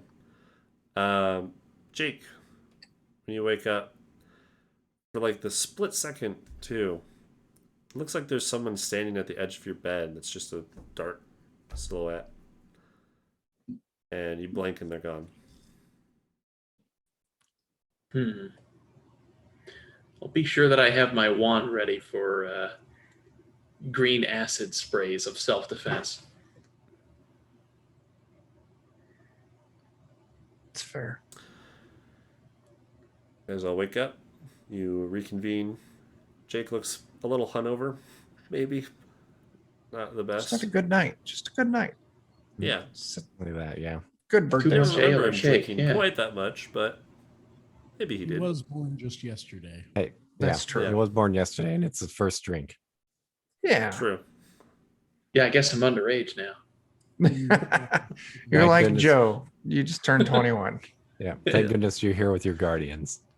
Yeah. Yes. We'll let them serve you alcohol. Yeah. They got to let me have a sip. Yay. Mhm. At the Big B table. But I think, since we're getting close to 1 o'clock, Okay. That's probably a good wrapping up point. You guys waking up, Jake having multiple visions from multiple sources. You all at the tavern. You know you have to meet with Arthur and Boris out in the farm. You should be able to catch them. You woke up at a good hour for it. Gather more information on Jeremy's whereabouts, and hopefully be able to recover him. Yeah. I'd like to outline my plan right now for fixing the book problem. We'll just get another book and put one of those spare covers on it from in the library and just put a big old googly eye on it. Ooh, I like it. I like it a lot. And then, we can give it we can give it to Jake's character, or we can trade it for the wizard. And you just scribble in it because he won't know the difference. He won't. Yeah. Be fine. No. We'll give it to one, or maybe we'll make two of them and give it to both of them. There's It's no part of way. a collection. You need Yeah. both of them. Yeah, Yeah. Ooh. need a sequel. It'd That's make it. a face when you have both of them. Yeah, get 2 eyes. Ooh. Stereoscopic. But yeah, that was fun. Finally back at it after a little bit of a hiatus. But Yeah. yeah, we'll be back here in 2 weeks doing this again. We'll continue the story, see what all is going on in the capital of Polis, or semi-capital. What else do we have going The on? cultural center of the nation. Right. So yeah, what else we got going on Saturday? It's now Saturday now, 1 p.m. Central here on Defenders of Cobalt. You can watch. We're doing a Pathfinder Second Edition one shot. Usually that's our Forbidden Lands time slot, but we're short a couple people, so we're just doing a little bit of Pathfinder. So tune in for more bad times at the Horn Pub. The Sunday night, 9 p.m. Central, over on twitch.tv/Steam Steel and Murder. I'll be playing some Shadowrun. Monday night, 9 p.m. Central, over on twitch.tv/The Lollygaggers. You can catch Joe, Dan, and myself playing some things from the Flood. What do we got? This coming Wednesday, we've actually got something special. Bert from Steam Steel and Murder is running us a one-shot of Brindlewood Bay. It's think of it as a game where you play the Golden Girls running through a Cthulhu adventure. So that should be a lot of fun. And then next Friday, we'll be back at All Fear the Ishtar, our own alien campaign. So that's what we got for the week. Heck yeah. Good stuff. See? All right. Well, thanks for everyone that watched. And stay safe out there. Get vaccinated. All those good things. And we'll see you next time. Put your friends in coffins.